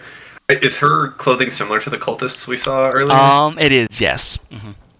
Yeah, looks to be affiliated with these cultists. Also, these bones keep trying to get together to get towards the skull, and I don't know what to do about that. As you're just holding the skull in your hand. I'm just like, I don't want it to get together with all the bones, but I don't know what to do. Would you just break the skull? Yes, but would I be desecrating a body? Yeah, this magic shit goes above my head. What if you guys break these other circles first? Well, maybe that'll make the bones stop moving. Wait, make the cultists do it in case there's some booby trap. Excuse me? Benjamin shouts. Yeah, Benjamin, go the kick. whole thing, and the bones are moving right now. Can you They're still try to inching break these closer bones? and closer towards Yeah, Declan. Benjamin, go kick those circles. Also, do you know anything about this? No, I thought my Dendarius was out. I'm just a thug, he says. As Okay, he, go like, kick the circles. sure. You watch as he, like, shuffles forward, hands bound, ankles bound as well, and begins to just, like, slam down on the circles with his hands. His bare fucking hands. I mean, can you just kick them? Like, I mean, it's stone. It's stone carved into it. Like, It is, No, yeah, it's it's carved not. into the stone, so you watch it, he's failing to, like, do anything with his hands, but he looks over and keeps trying. alright, someone help him. He's not gonna be able to get it done. alright, I'll hand the skull to Bonk. Why are you giving me this shit? I don't have any You're magic. not helping. What is so hard about this? I don't have any magic to Okay, protect me. Huh? You okay, Burke and Rosin step forward and they begin to smash these circles with the hilts of their daggers. Jared, how big is this skull? The skull, it's a normal human-sized skull. Ew. I hoped it was a kobold skull. Sadly not, no. Avril, what's your take here? You're the magic expert, right? Yeah, it turns out it's pretty crazy. A lot of the times you just need to break things. Yeah, this shit's nuts. You just break it. Yeah, Roslyn and Burke successfully break the last couple circles, and you guys watch as the wall to the north shimmers with red light and slowly begins to rumble. And it opens up, actually, to reveal a study of sorts, with shelves carved into these stone walls holding a variety of scrolls and books. And at the very center, however, you do notice is a skeletal kobold wearing mage robes lying on the ground. That is interesting. There is someone alive in the other side of this room. Do we want to go check on them? I'm gonna go check on them. The bones stop moving. The bones are still moving. You watch as they begin to inch towards Bonk as Bonk runs across with the skull to the other side of the room. And they continue to like roll and drag themselves towards Bonk. As I'll you go over with Bonk to check the lady. Yeah, as you round the corner, Bonk, you and Declan, you notice that there is also a second figure. This woman, however, is wearing white robes trimmed in red, and she is currently unconscious while lying on the ground. She is still breathing out. I thought that was an ambush, and I'd be like, oh, shouldn't have moved my token. Oh yeah, and then I forgot the most important fact. On the other side, on the southern wall, you guys see is a stone ring, glowing with strange, like purplish energy. Carved in it are runes that I don't think anyone here recognizes. Actually, judging by no one speaks Elvish, so you guys do not recognize the runes on this ring at all. What date is it? The date today, it is the 23rd of Sowing. Okay. Gotcha. I was gonna say, if one of these people is a harpy and it were the 29th of Springmill, then I might have just found my wife. But that is not the case. So Don't even have time to get into that right now. Is the lady in the white robes also unconscious? Yes, both of them are unconscious, yes. Did they both appear to be stable? At the woman over here, yes. The one on the one in black and red robes, you do see that there is like a blood pooling out. Her legs have been crushed, you think. And also, as you are doing more cursory examinations, you do see that around their necklaces is an amulet of a skull, which is Morena's symbol.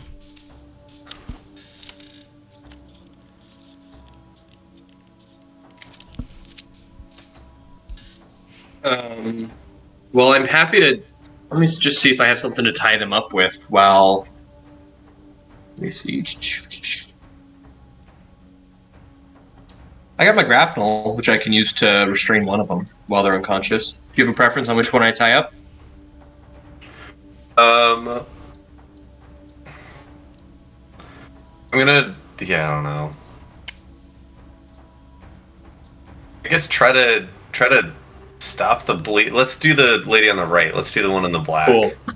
I'm actually gonna go restrain this one who's not currently crushed by boulders, but then you should go stabilize the lady in black who's currently pinned by rocks, because she's most likely to hurt us. Right, but we have to get the rocks off of her to be able to heal her bleeding, probably. You can stabilize her, but if you want to do any like further like healing, you do need to get out of the rubble. / you're not gonna be able to move her since she's pinned. But you can keep her from dying. I'll go stabilize her with with stabilize, with right? iron staff of healing. Yeah. Gotcha. All right. Okay. Yeah, you press your staff against her shoulder, and light rushes down into her, and her breathing is a little less shallow, a little more even. Bert, can you hold this skull while I? Whitey over there too. Bert, can you hold this skull while I tie her up, please? Sure. You watch he does so, and he's looking at the back, and the bones are halfway across the room, rolling towards you still, and moving. Yeah, sure, I'll do that.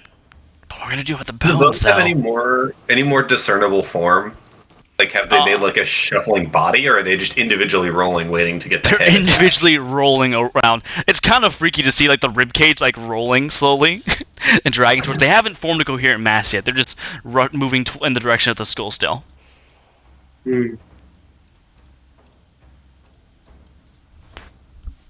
I'd like to tie up this lady in white if possible, more than she already is tied up based on her token.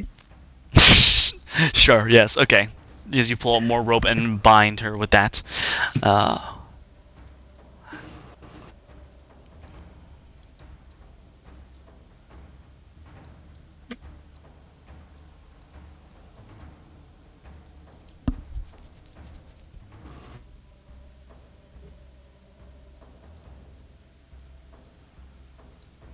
No one else is going to do anything. I'm going to go poke my finger through the portal.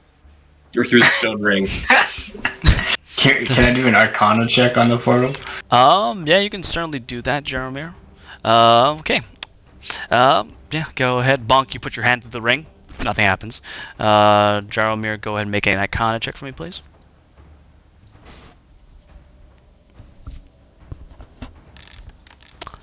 $23. Gotcha. So you remember when your family was trying to get you to learn magic, that you learned about ley lines, which are the channels of magical energy that flow around Midgard. And some of these ley lines are intrinsically tied into the shadow roads, which were the pathways that the elves and the shadow fae of the realm of shadow used to get around and teleport.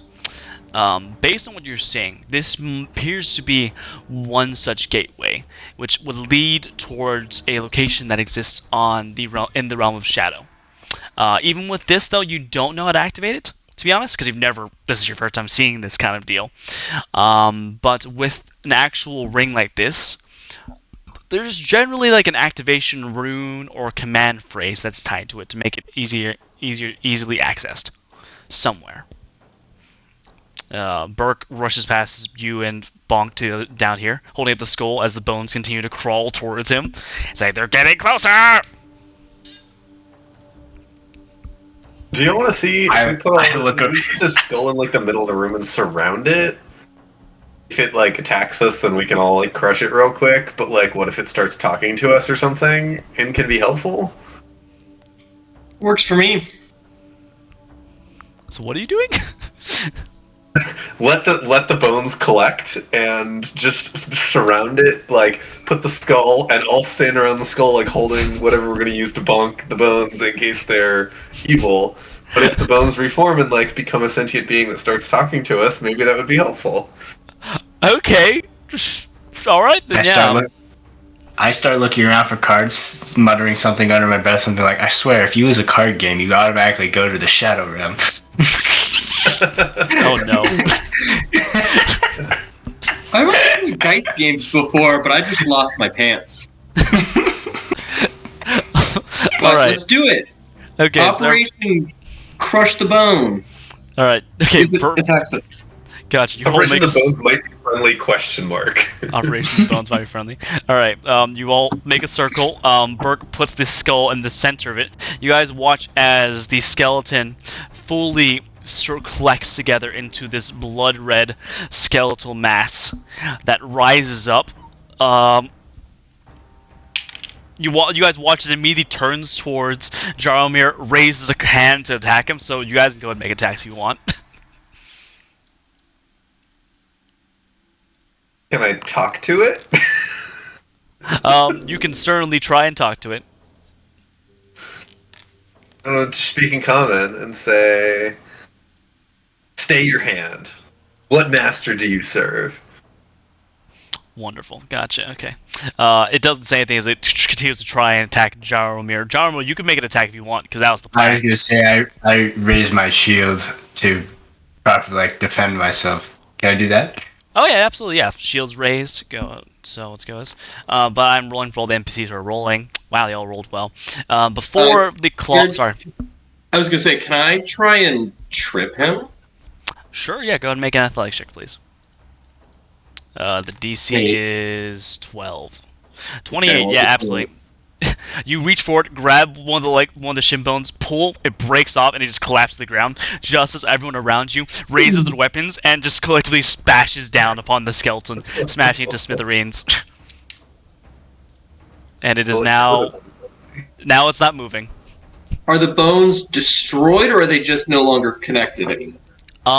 Destroying smushed. You watch as Roslyn curb stomps the skull into splinters, as Burke and Blue Eyes just hack away at the rest of the bones and smashing them. For the record, I did say we should squish the skull when we picked it up the first time. It could have been friendly. Yeah, you never know. Alright, do we want to check in on this cool secret room that we unveiled and all the cool kobold tech that's inside of it? Or should we interrogate one of these two first? They're passed out. Let them sleep. What if the room is booby-trapped or something? I have never met a booby trap that could kill me. Hold on, Bonk. Please. Bonk's right in the room. Fuck. Blue Eyes rushes past. Let me please look through the room. This is my literal job. Yep, alright, Blue Eyes. You and me, we got this, and everyone else can go babysit the two human women. Well, if it's knowledge, I don't want to get left out. I will follow.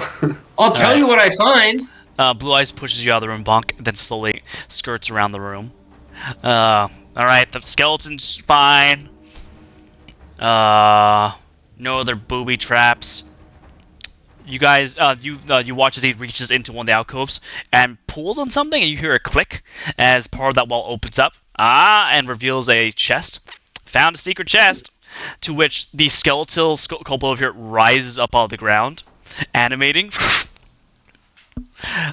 walks over to Blue Eyes, grabs him around the throat and says, "Whom do you serve?" It's a fair question.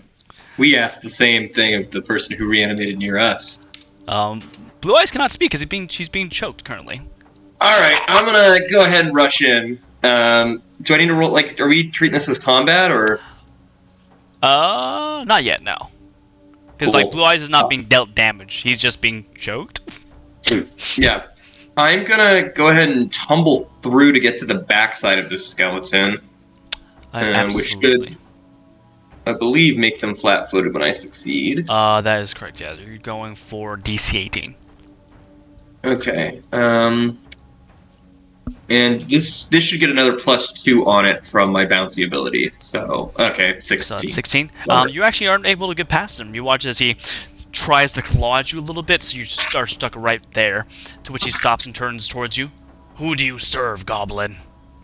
We're liberating this temple because it was occupied by cultists. We're just working for the good people of Zobek. Zobek? That's the city above. Were you part of House Strauss? No, we were not. Okay. Cool. Well, look, he's a kobold, I'm a goblin. We are oppressed above ground, and clearly below ground there used to be a bunch of kobolds, so we are kind of in a way on the same team. I like ravioli. Do you like ravioli? I don't know what ravioli is. Alright, what do you want from me, man? I'm trying here. That's the question. Who do you serve? I haven't picked a god yet. I'm still figuring things out. I'm only 2.5 years old. I think we were hired by the Cloven Nine. What's the question? Sorry, someone else was saying something? Yeah, was it Jimmy that was speaking? Yeah, have you heard of the Book of Mormon? Like, have you heard of Rava? I mean, technically, I guess I serve Sir Duma because he adopted me. So yeah, Sir Duma is who I serve. Turns gaze towards Declan, and you notice that his hand around Blue Eyes' throat relaxes, and Blue Eyes gets able to breathe again. Rava, this is acceptable. All right then. You can have the treasures in here. Are you dead? Yes. Do you want us to like free your spirit from your decaying body? You watch as he cocks his head. You notice that like parts of his bony body begin to crumble. He says, "It seems that it seems that the Father above has found my service acceptable. So no, that will not be necessary." As the body continues to crumble away, and says, "All this is yours." Strange There's folks. a lot I need to process about what's happened today and my relationship with death and the people around me. But we can discuss that at a different time. You watch as Who the has opened that skeleton. dope ass chest? All right. The skeleton club crumbles and Blue Eyes opens the chest. All right, we got this weird staff. Got a strange shield. Bunch of ingots. A bangle. A bunch of potions. A lot of talismans, he says, as he pulls them out, and a couple of scrolls. That's a lot of shit. Also, there's some vials of ink, he says, as he pulls those out as well. Can you toss me the bangle? Yes, I can. All right, let me go throw this in your inventory. Bangle. You said there are vials of ink? Yes, there is. I'll take those. Gotcha. All right. Okay. But I'll describe things a little more. You guys watch as Blue Eyes takes out every item and kind of shows it to all of you guys.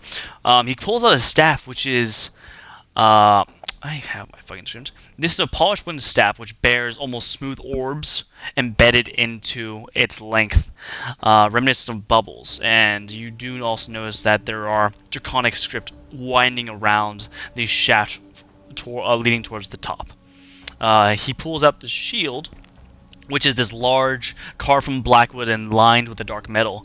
Emblazoned on the front is a circle of white flame that begins to glow when Blue Eyes is holding it for a moment before he puts it back on the ground. He pulls out 5 ingots of a strange, darkish metal, and he pulls out a bunch of talismans. And these potions, which contain this weird, like, silvery black liquid inside of it. Cool stuff. Are the talismans magical? Yes, they are.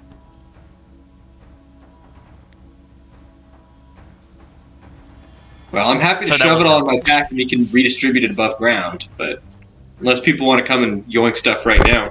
Yeah, does anybody have strong thoughts on claiming things? That's the 2 other folks who haven't claimed anything yet. No, it's fine. We'll deal with it later. Yeah. Avril tends to be the money person for me because, I don't know, it's hard to keep track of it all, so I trust Avril.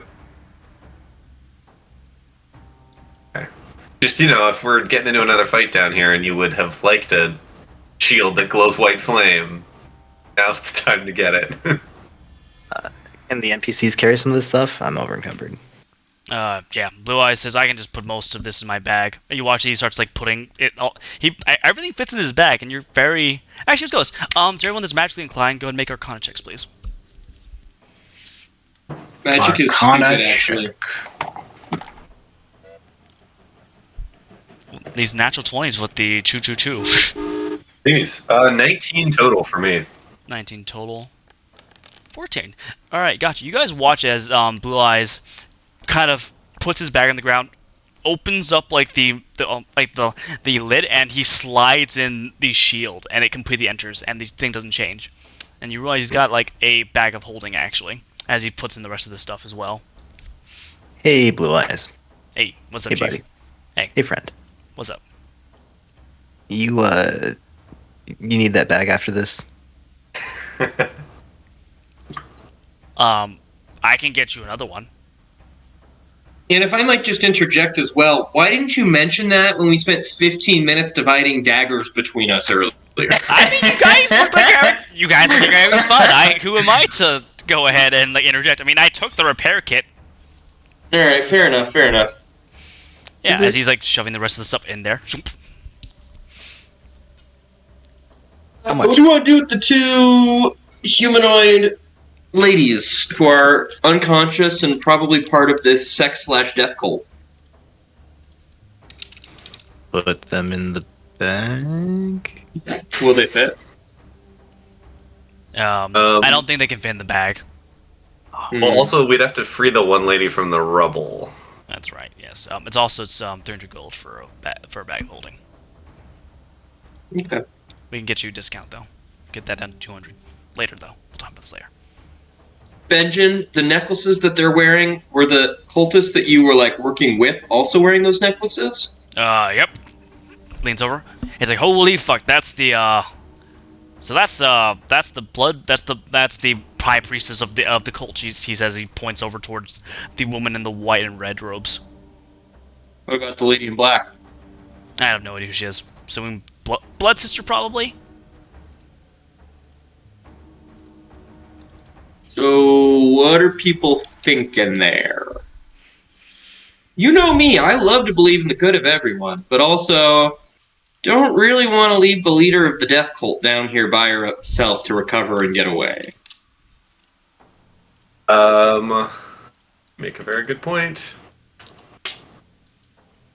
Benjen, if I promised you 200 gold if you stick with us, will you not run away if I untie you? Yeah, absolutely. We probably have enough rope. Like, I've got rope. Does anybody else have rope? Like, I don't think I have any additional rope. I've got rope. Blue Eye says. Yeah. Oh, I was gonna say I have a bedroll to tie someone up, but I think I am out of rope at this point. All right, well, if we have rope, let's tie them all up. Hell yeah!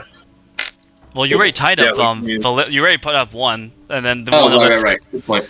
Yeah, the one that's collapsed over here is just the issue is that she's pinned. So.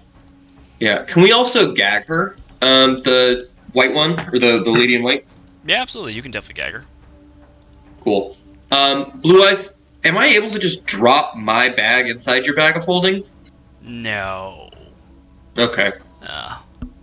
It's a little too wide. Like the shield I can make work. The staff, yeah, but your bag's a little bulky, so. Yep, makes sense. Cool. Alrighty, well. Can we, are we going to be able to free this lady from this rubble without disrupting the balance of the cave roof? Like, or is she just fucked? You can go ahead and make a perception check for me.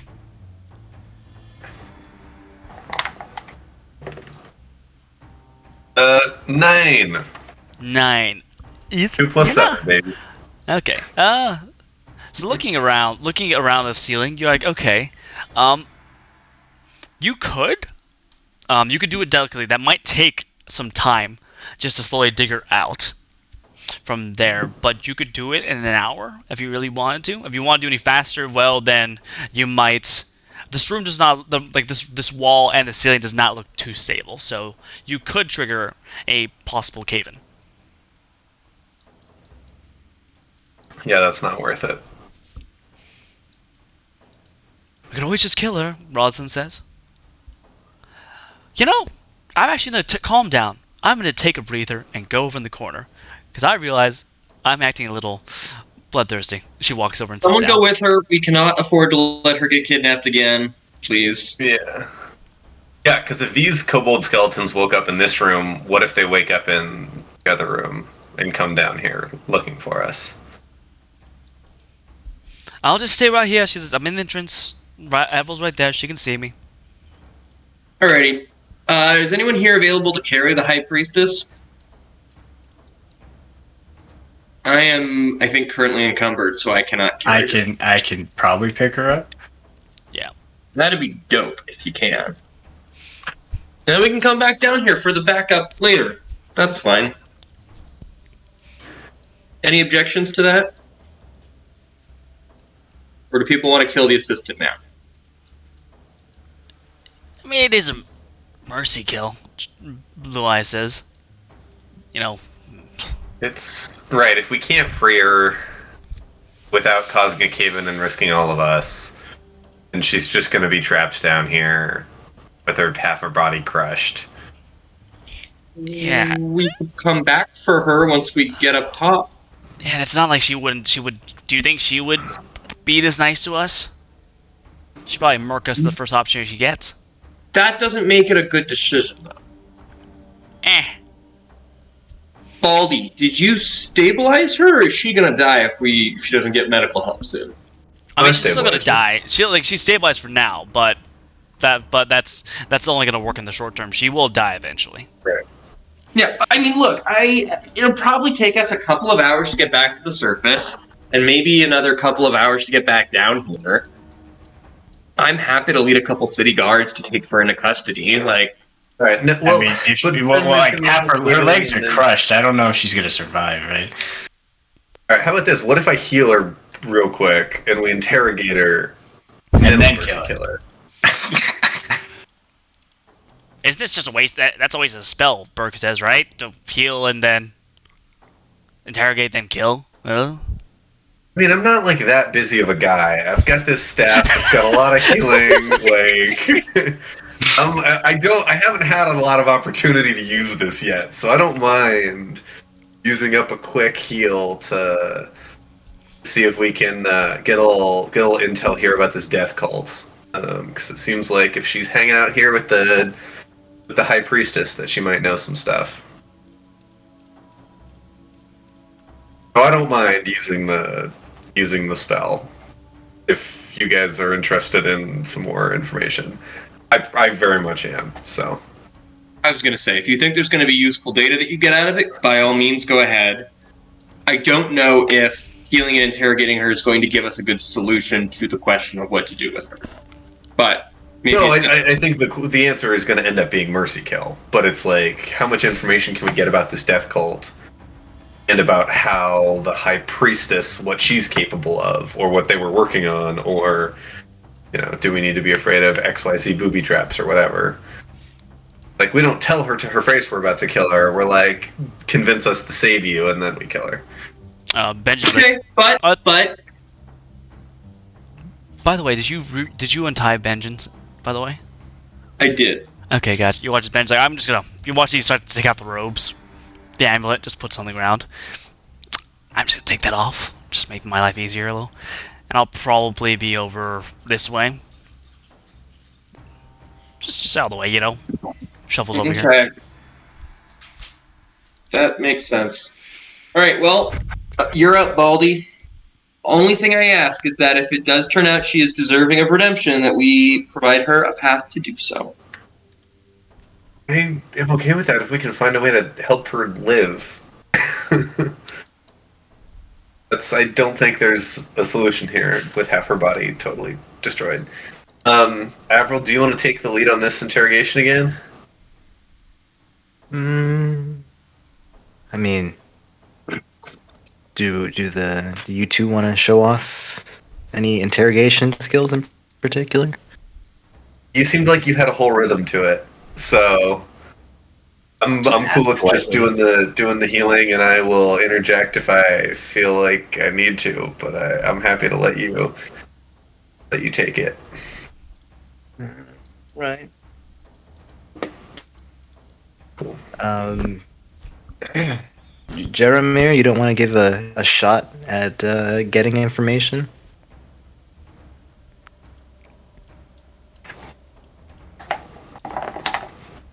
Slutsky? I'm good. Alright. Then I guess we can begin. Okay. Alright, so Can I can I choose to heal only 1 point of damage instead of a full, however many I would roll? That's an excellent question. The same way, like if you're hitting somebody, you can at least sometimes in D&D you can choose to do it, but like not kill them and just like knock them out, or keep them alive at 1 HP. Can I only revive them with 1? Interesting. Sure. Let's go. We'll make it a religion check since you're controlling the magic and trying to use it otherwise. So yeah, go ahead and make a religion check for me, please. We'll say it's like DC 16. We'll do 16. Yeah. That's not going to be enough. I rolled a 4. Gotcha. That's fine. I mean, Right, you can. So I'll you just can, roll action. because you I just am doing it as just a 1 action. Yeah. So you just do the 1 action heal, so that's only a 1d8 plus. It's going to be a D. So it's a D10 for me. That's right, and yeah. the plus 1. So it's going to right. be a 5 total. 5. All right. You step forward, pressing the staff to like her back a little bit. The energy she rushes into her body shoulder and just starts screaming, "Fuck! Ow! Oh!" And looks up, and you watch as she glowers at you, and as she looks at you, just hisses, "Hello, priest." And we made big. Hello, what? Did she Priest. just call you a slur? I'm sorry, I can't hear what you're saying. Oh, sorry. She said, testing. 1, 2, 3. Can you hear me? Okay. Yeah. She just hisses, "Priest of Rava. Hello." Jeez, I thought you were saying like brie. I was like, what? Is she calling me cheese? What? Okay.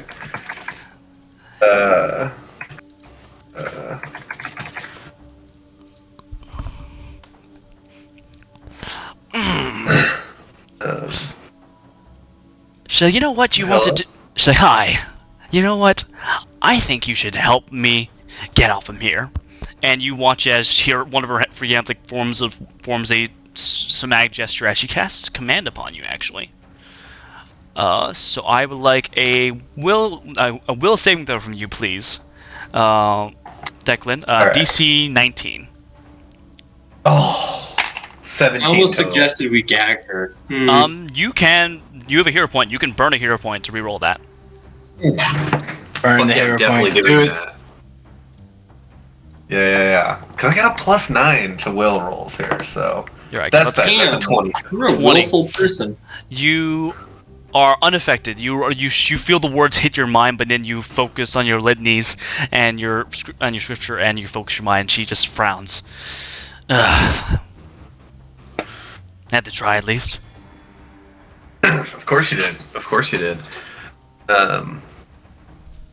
Avril here has some questions for you. Hey there. I feel like I should start charging for this kind of service, but You We'll begin manage with all of the, our money. What more of a charge do you want? Yeah, you could take money off the top, whatever you want. What are you talking? well, they've got a point. Now, as once again part of the contract, please give us your backstory, your name, and then how you are going to what is it, Bonk? What is it? How they're good in the future, or I mean, I'm kind of open-minded. It used to be like a why did you fall in with the wrong crowd? Like, do you think you're an inherently evil person, or was evil just forced upon you? In this case, I feel like, kind of limited time frame, we can kind of just cut to the chase. yeah? Do you want to be like not killing people or abducting people or and whatnot? It's just formality, really. All this for the glory of Miranda. She deserves to be fed and sated. Unlike your false goddess. And she spits on Declan. It's like the loogie lands on like your foot and your boot. None of you are worthy to be at her altar. Hold on. And Avril's gonna slap her. Hold on. Now then, I'm really trying to give you now. Is it possible we can find your goddess like a different diet? Like, can she go on like meatless for a little bit? See if she likes it. This goddess is beyond saving. Saved. I think we're and this priestess does not seem to be interested in repentance. Is there any chance she's brainwashed? Yeah. Do you feel like you? I feel like you're just don't all really mocking want me it. at this point. Oh, definitely. But play along with it. You might live. she is going to attempt to cast the harm spell. You watch as her hands clap, and she sends out harm towards Avril. Okay, I'm close enough where as soon as she does anything, can I like slap her? Absolutely, yeah. Go ahead and roll a dexterity check. Unarmed strike. What are we talking about? Yeah, unarmed strike.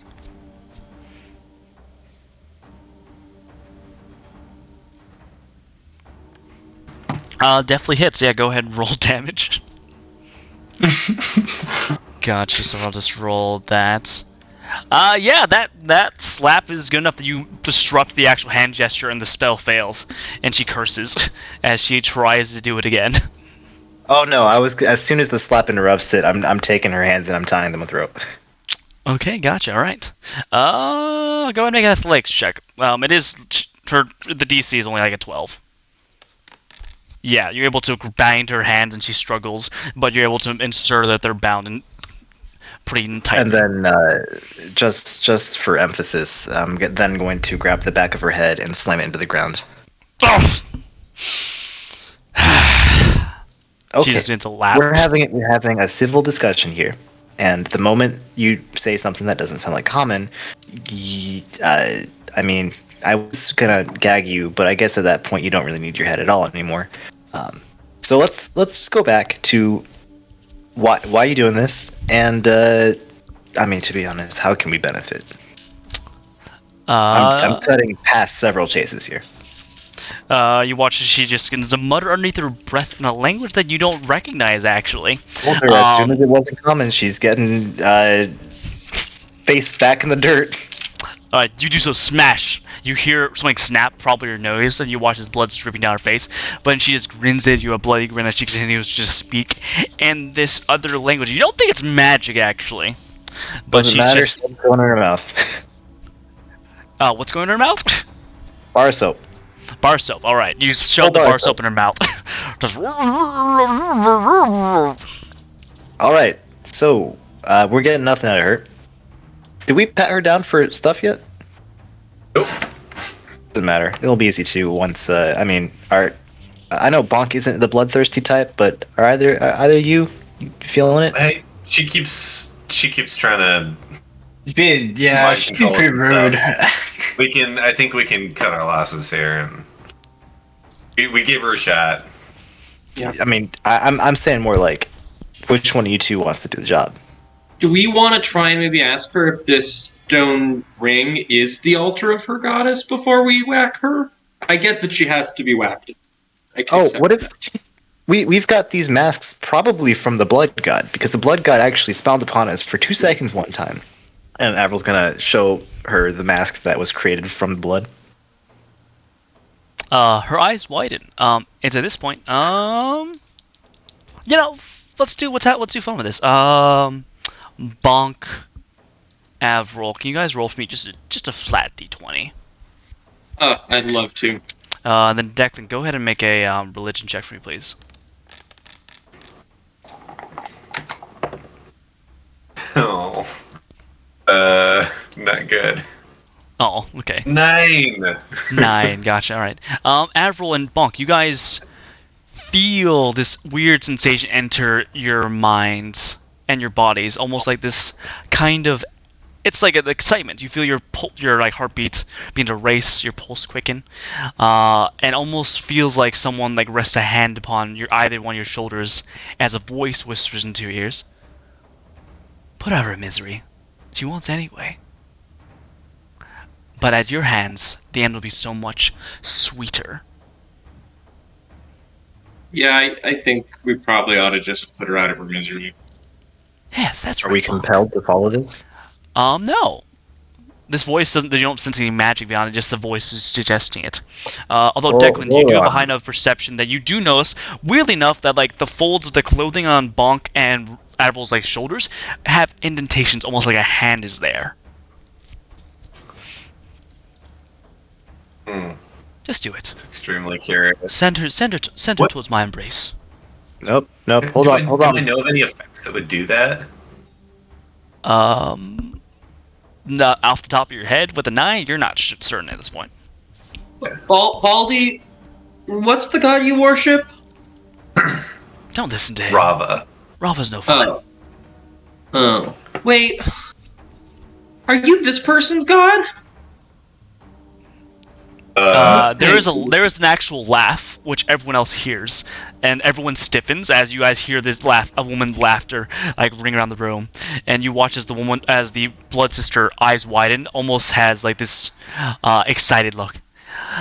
I would say guilty as charged, yes. You guys hearing voices? I heard laughter. Wait, am I the only one who's hearing that? No, I can hear it. Rosalind says it's really fucking creepy. So the goddess Methuselah, or whatever her name is, who is this priestess's god, is telling us to kill her and give her the death that she wants, and says it'll be faster and quicker if I just do it. Yeah, well, don't. I mean, do it. What if and we just take show this you up out of her guys? I'll show you guys the way out. I take this up out of her mouth. The priestess is like now humming and almost like crooning. She's looking very excited right now. Yeah. You have your goddess here, but she's hanging out with us. So help us help you talk. Why don't we just leave right now? This whole thing stinks to me, and I don't like it, and I'd rather leave. Rafa's Yeah, not that's here. enough for me. Perun's not here. Mavros, I'm here. I can get you out. I'll show you the way. There's one. And Desalia wants it. She wants to be with me. Just send her onwards, please. Yeah, we're gonna have her talk to us. Give us a second. We'll get back to you. Hey, your goddess is on our side. Just talk. Go ahead and make a diplomacy check at advantage. Sorry, not advantage. Sorry, wrong system. With a plus 3. 26. 26. She says, Miranda speaks to you. Yes. We don't know. Like, what do you want to know? Everything. Just vomit as fast as you can. Word vomit, all of it. I'm not exactly. The temple crumbled and collapsed. I ended up here with Sister Felixia. She gestures to the unconscious woman in white that Jaromir has over his shoulder. There's that. We are here to spread Miranda's word to ensure that the people of Zobek gets ready. More accepting to bring the usual pleasures that she abides by. Okay. What did she say? What did she say to you? What does she want you to do? Yeah, it'll be exciting for you in a minute. Just keep talking. I need to know exactly what your plans are for the future, what you've already got set up, and lastly, where you're storing all your good stuff. And also, what's this stone ring here? I don't know what this thing is, she says. This thing was here when I woke up. I have no knowledge of these strange magical artifacts. We're here just to bring people into the cult. We've already started with members of the council, starting with the bureaucrats, getting our ways into everything else. As is Miranda's way, bringing folk into the bliss that is there. Yeah, actually, we're gonna pause there. Give me names. Names? Oh, Names. absolutely. At this point, Declan, you notice that Blue Eyes is slowly shuffling forward, and you see that he is drawing a dagger, and he's just staring at this woman with murderous intent as he's sliding past the rest of your friends towards this woman. Okay. Yeah, she seems like she's giving us good intel. I'm gonna try to tackle Blue Eyes. All right, yeah. Go ahead and make a athletics check for me, please. The DC is a 17. That was a nat 20. Oh, damn. Hey. Okay, you managed to step let me forward. see if you guys can see this. Yeah, hold it up to the camera, Jimmy. A little Humpsa thing. It's not Oh, that's very. so cool. Yeah. That's so cool. You watch as you step forward, grabbing him around the wrist and kind of getting him in like a chokehold. He's like, we gotta get out of here. We gotta listen to what Miranda's saying. She'll get what she wants in his. Anyway, Keep a hold of yourself. Patience. It's like he's trying to struggle, but you, Derek, for the first time in your life, I imagine Declan was bullied as a child, but now he's holding down this person. I imagine he was bullied. He's got that look. I'm sorry. Skinny Okay. pale boy look to him. But... And anyway, yes, she's like, yes, We've brought Consul Melancha Vindemic into our fold, and she's very receptive, very, very happy, and it seems that the rest of her office is accepting as well. In fact, I saw her last night. Granted, I don't know where she's at now. Sorry, this morning. It's the morning right now. There's that. And well, we also have our siblings in the Cloven Nine and in the Broken Seal. And we have begun to infiltrate the Collegium as well. It's surprising. You infiltrate the Collegium? Well, no, we have a little store there, bookstore, but also operates as a brothel, and also another branch of our cult. The Cloven Nine. Have you met them before? Some of them. They're not as they're a means to an end, she says. Really, they don't really seem to be down with Morena's will. Okay. And your plans that have already been put in motion that we should be aware of so we can help them. Because now we've got your goddess whispering in our ears, and I assume she will not be happy if we just leave them. Oh, it was simple. We were just fomenting a little bit of chaos, bringing this nice little racial tensions to a hold by, one, securing sacrifices to Morena's glory, but also stoking resentments towards the kobolds. A little bit of chaos here and there, making people fearful, wanting to accept new options, is always a very nice little play that we do. Granted, Ivory's not happy about this, but it's not Ivory's choice. Okay, is that it? You're just abducting people and sacrificing them? That's all you do? Who's Ivory? Ivory, she's one of my superiors. She's Felixia's counterpart. Granted, the two don't seem to get along too well. Where would we find Ivory? She has in at the Broken Seal Tavern. I've never met her myself, to be honest. She's always masked, always under illusions, to ensure that her work goes unopposed and there will be no leaks. One thing you haven't answered yet that Avril asked you was, where's all your cool shit? Oh, it's in the temple. Granted, Sister Felixia does have the chalice on her person. Okay. Anything else that you didn't mention that you think is important for us?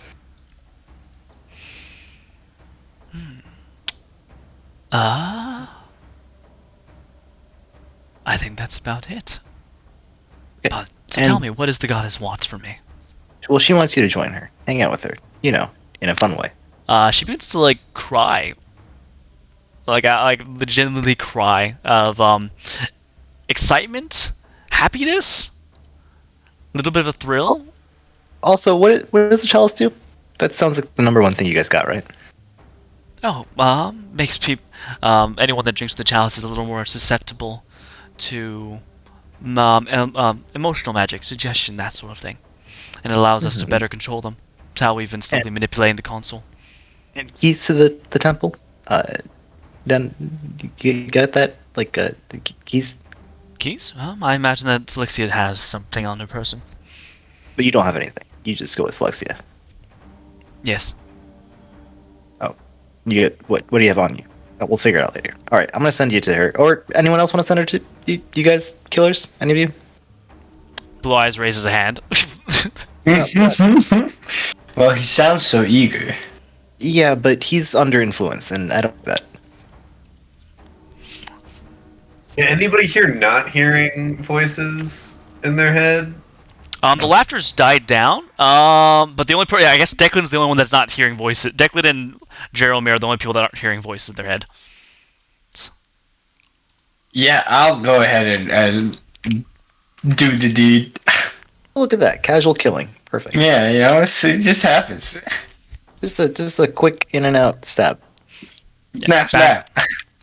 Was it with the bastard sword? Yeah, wait, let's see. I'm gonna take a step back and go just not watch. I make Stab. myself watch. Oh, you didn't have to roll for it. Oh, okay. Yeah, you just pull out your fast sword, stab into her. She just goes, and then you pull the sword. You watch she drops down, and you guys watch as the blood that's been to ooze out stops, and then swirls, drawing across the floor, and forms a rune, almost like a triangle with like draconic symbols in it. And you hear Miranda whisper, "That is the activation rune that should get you out of here." Miranda, You're please welcome. don't foment a race war in this city. Tell you what. I'll make you a deal right now. We are in the process of busting a drug empire in the Margreve north of here, and we're probably going to have to kill a lot of people. Isn't that your thing? You like people being murdered?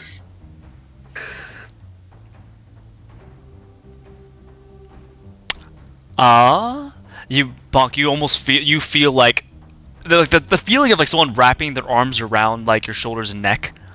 Like kind of manifests, and you hear a whisper in your left ear. Yes, that'll be wonderful. Just don't forget to honor those battles and those deaths in my name. Okay, but does this mean you're not going to do a race war in Zobek? We shall see. That's the deal. That's the deal. That's the deal? Well, you haven't done them yet. Unless you Well, want to make it a little more binding. You feel like a hand sliding down your arm, wrap around your wrist. We can make this a little more binding if you want. I know you're like 2. Here's a good life lesson. Don't make deals with gods, and don't make deals with dark gods. I was going to say, I need to talk to my lawyer first. I'm not comfortable shaking any hands. Please, Yeah, you're not one to talk. Talk as you feel like your belt pouch of like amulets jiggles. I know you. Yeah, I was speak to to bring me that up. sometimes. These are like provisional contracts. They're like much less. Whatever you're gonna do to Bonk, these are not that. But I did want. It's not often that I meet gods face to face. So she's gonna pull out one of the like just amulets that she's been holding around, saying random gods' names and them do nothing. Mm-hmm. Hey, can you officially just make this amulet just like a connection between us, and if we do a lot of killing, then we can use this, and then you can feel its pull with blood and whatever else you like. No offense, Rosin shouts, but I'm opposed to this. Bird Listen, shouts. Yeah, no, How about I'm the not same? here for like a direct connection to an evil blood deity. That's a terrible idea. Imagine it's like a pocket, or it's like a pocket tool. I got a bunch of them. True, Avril does constantly mutter about gods who I don't think actually exist. Let's go Okay, with. But like, it seems to me like having a direct connection to an evil blood deity is a bad thing. Declan, you feel like a hand press a finger against your lips, almost to shush you, and then Avril, you feel someone like wrap their arms around you and just whisper in your ear, "We can do that, and I'll accept Bonk's proposal. You just have to." You watch as like you feel a hand moving yours and gestures your hand towards Felixia. You just have to give her a splendid death, and I'll be fine with this. Wait, that's Phylexia? Which is the one in white who's tied up. Yes. I thought Phylexia was not the one that we just killed. Correct. It's the unconscious one in the white who wasn't buried in the rubble. Yes. Oh yeah. Avril during talking is like shifting over to Phylexia to figure out where this chalice is. Yeah, sure. As you know, she does have a She's in satchel chalice. on her. Yeah, you find a satchel on her, and you pull out this chalice, which it's a cup of garnet that has been carved into the likeness of a human skull. And you watch as you pull it out, and immediately fills with like blood. You had the chalice and keys. And the keys. Really, Yes. anything they have on them. Yeah, there is the chalice. You do notice there's also she's wearing a red ring, which you don't think is ruby. You got the keys. I'll throw the chalice in your inventory. The keys, and in addition to that, there is a there is a strange stone in there that has magic runes on it. Can you go and make an arcana check for me, please?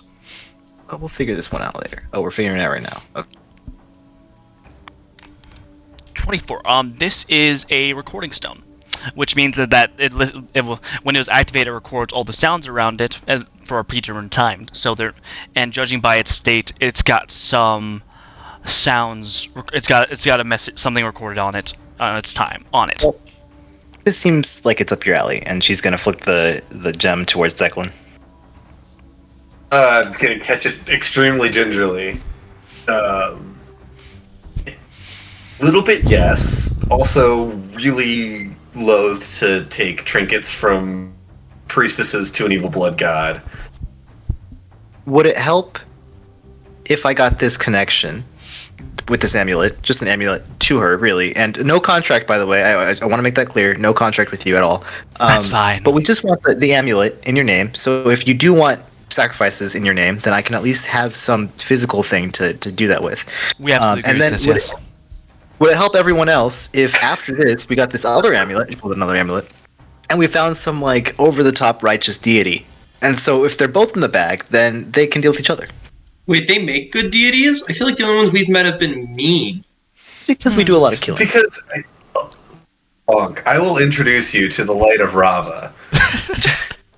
Alright, no offense, Mr. Blood Secrets on my arm, but didn't make a great first impression. We can figure this out above ground. How about that? Okay. We're not in the presence I'll hold on to this recording thing. I'm extremely strongly opposed to the make a deal with a evil blood deity to have an amulet in her name that gets carried with us. Okay, there's two things we can do. One, we can find a very secure, anti-deity box. And two, we can get Rava. Rava's got an amulet, I'm sure. We can just put in that. But Rava doesn't speak as much as I do. Come on. Well, okay, what would you do? This is literally just an amulet to you, right? That's it? Yes. And if you want to do the rest of the stuff, then fantastic. No contracts. Get that out of your head. No contracts. Fine. You want your best bet is to find us in some situation where we're like, wow, we could really use an evil blood god to help us out here, and then that's your best time to come in. That's when you whip it out. It makes sense to me. Yeah, but right now, we're fine. No, thank you, door-to-door salesman. So you're not gonna kill Felixia? Come on.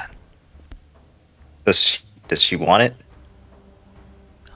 Yes. Mercy, Kelly. Okay. Exactly. If I kill her, actually, if any of us kills her with this amulet, will that empower the amulet? Yes. Yeah, kill Felixia, give her a splendid death, and the amulets will be empowered. And I'll make the deal. This isn't even a deal. This is a gift. Well, it'll empower your magic, and I will know that. No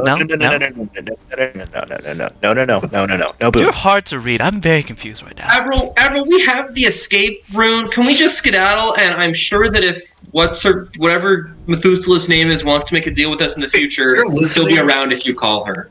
Wait, I'm sorry. You're listening to the evil blood deity that this is an escape rune and not a suck all the blood out of your body rune? That's a good point. Are you lying about the rune? I don't renege on deals. No. I don't think we made it. I have negative trust in an evil blood god. Okay, can anyone do a religion check on how trustworthy the evil blood god would be? Declan can certainly make another religion check. Yeah, I'll do it. Jared, I'm gonna just nat make one, my way maybe. towards that rune. Natural 1. You could always hear a point if you want, Declan. For a total of 8. Yeah, fuck it. I'll use it. Yeah. That's much better. That's a dirty 20. Alright, and so is the question, can we trust her? Apparently. Okay. Yeah. Can we trust evil blood goddess / is something terrible about to happen if Avril makes this amulet thing? I think the correct question might be, how deep into the monkey's paw are we? Alright, how badly can this go? Alright, so Morena is a very active goddess. She does actually empower quite a bit. Does she ask a lot? Absolutely. But she is more frequent to actually respond to people and give that power. She is not known for deception. At least her directly. She doesn't need to. And besides, the cult always like starts off by bringing people in. Like they always offer, here's the sex, the orgasmic, the orgies, all that stuff, and then they slowly work them towards. And it's up. They offer on the table, and people take that as that will. So if she. But when it comes to amulet, this is mostly from you thinking about like just gods in general. That's in trying. I guess empowering this amulet would give her a very strong awareness about what happens around the amulet. If that helps. Okay, so we got a blood god in the back pocket. Yeah, that's bad.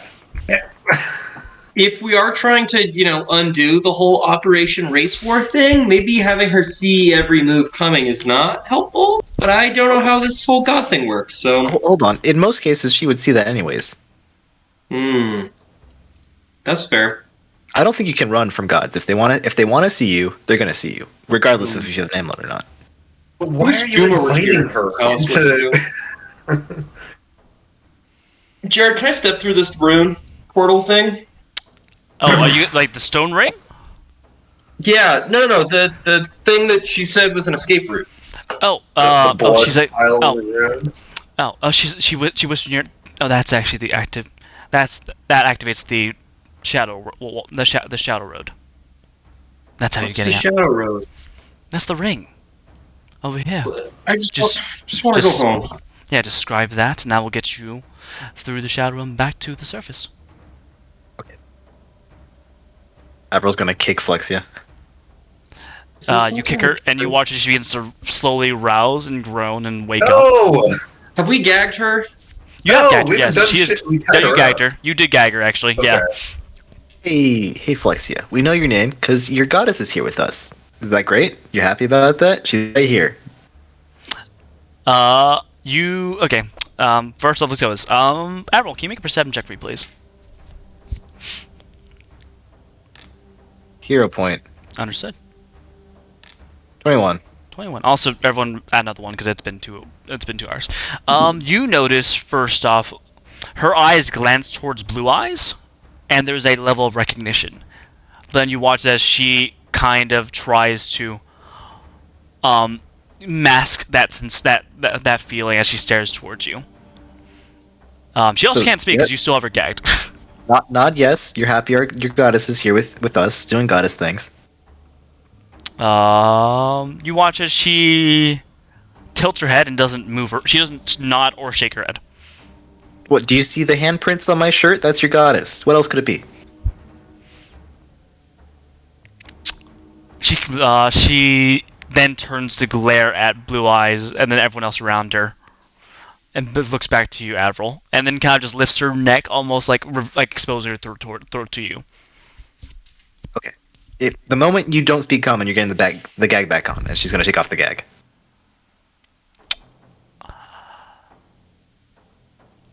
What are we trying to get out of her? What information does she have for us right now?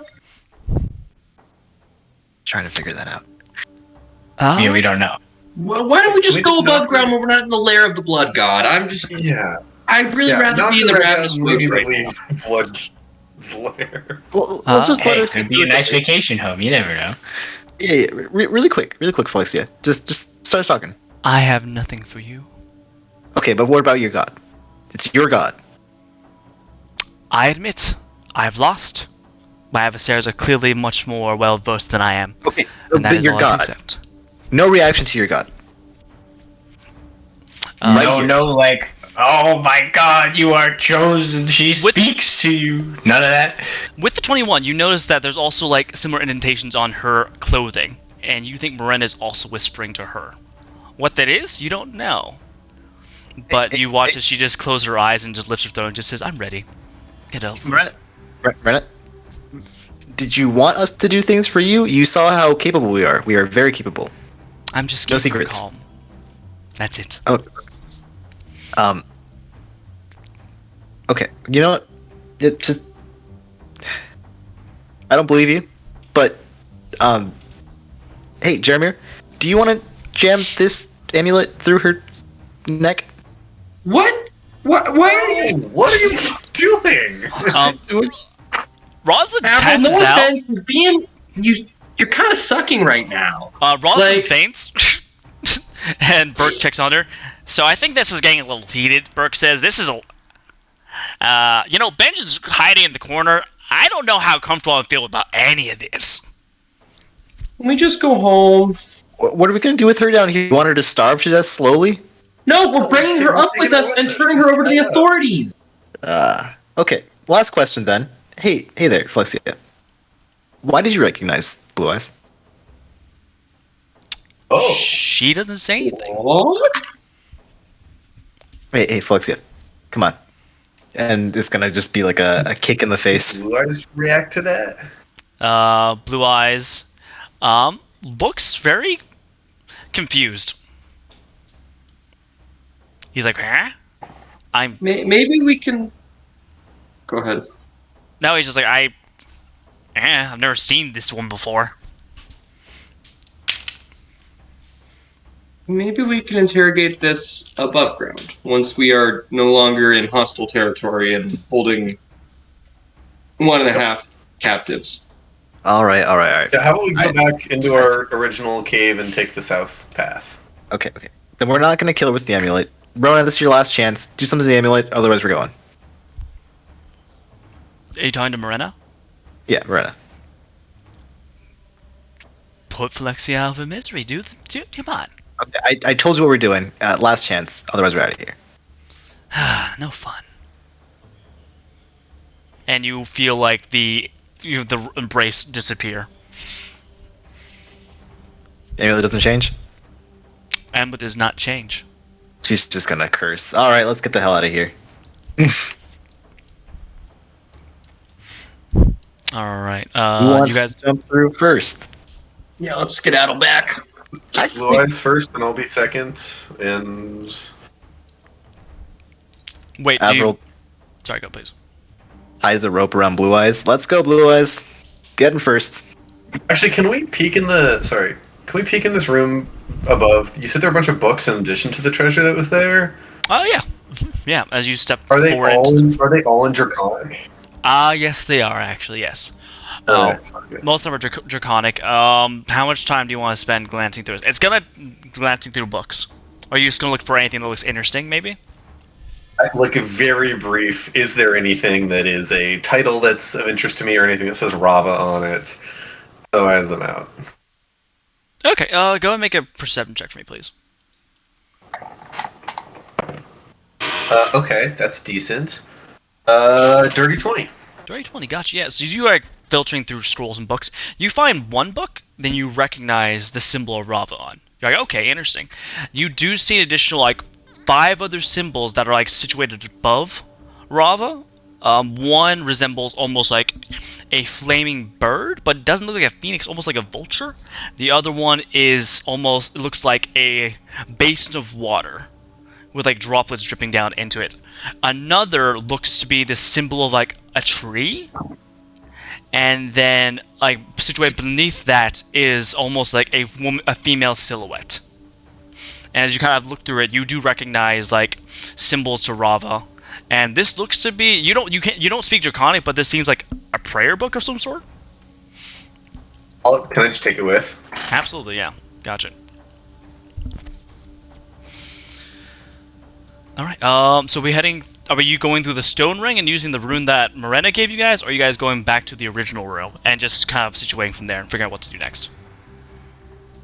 I'm happy to use that stone ring. If people would prefer we find a traditional way out, we can also do that. Well, we got Blue Eyes on a rope, like a leash. It's gonna put him through first. Oh. I'm on team not trusting the evil blood goddess. For what it's worth. You watch as Blue Eyes ask as he puts on the rope around his neck, why am I have a collar? Well, it could be a trick from the goddess, but I also don't trust you anymore. So, you want to peek your head in first, see what's in the stone thing, or do you want to go out the traditional way? He looks down the rune. He's looks at the string. How would I activate this? Do I just draw it on there? Or you just go in. Okay. You watch as he sends a prayer to some god, just whiffs, and is gonna walk forward and step through the ring. And you guys watch the light solidifies into like a dark energy, and Blue Eyes walks through. The rope is still taut; it hasn't severed yet. Yeah, we pull him back. Yeah, you watch he pulls back. He's like, "So I was in the realm of shadow. It was weird." All right, it is the realm of shadows. I think it's still safer if we go back the normal way, though. We just take that south path that we haven't looked through yet. Works for me. All right, back to the other room. I'm just gonna drag you all over there. Make this easy. Oh no! What the fuck? That's not what I wanted. Calm down. All right. Boop. Nice. That's better. Oh yeah, we're gonna leave that corpse over there. Did we loot everything from all the corpses, by the way? Yes. The list I gave you is all of the things. Gotcha. Okay. So the only thing we were taking with us is Flexia. Yes, because the other woman is dead. And Benjen. Yeah, Benjen's still with you guys. Okay. Jared, as I lead the way, I want to just be looking out for any trapperoonies. Yeah, sure. Go make a perception check. What is the marching order, by the way? I'm happy to be first because I am eager to be done with this frickin' dungeon. I'll go like second. Second, gotcha. Let's see. Blue Eyes says, I know I'm. Maybe we have Rosalind, Burke, Benj, and I just stay here with Phylexia since we're going into unknown territory. So maybe like we just go room by room, make sure everything's safe before we drag around an unconscious person with us. Well, technically she's conscious now, but you know, you get what I mean. Jared, is Robit down here? No, you left Robit at the Broken Seal to be serving drinks. Oh. Okay. I'd rather you all come with us. I think we're going to be safer together in a group. Oh. Alright.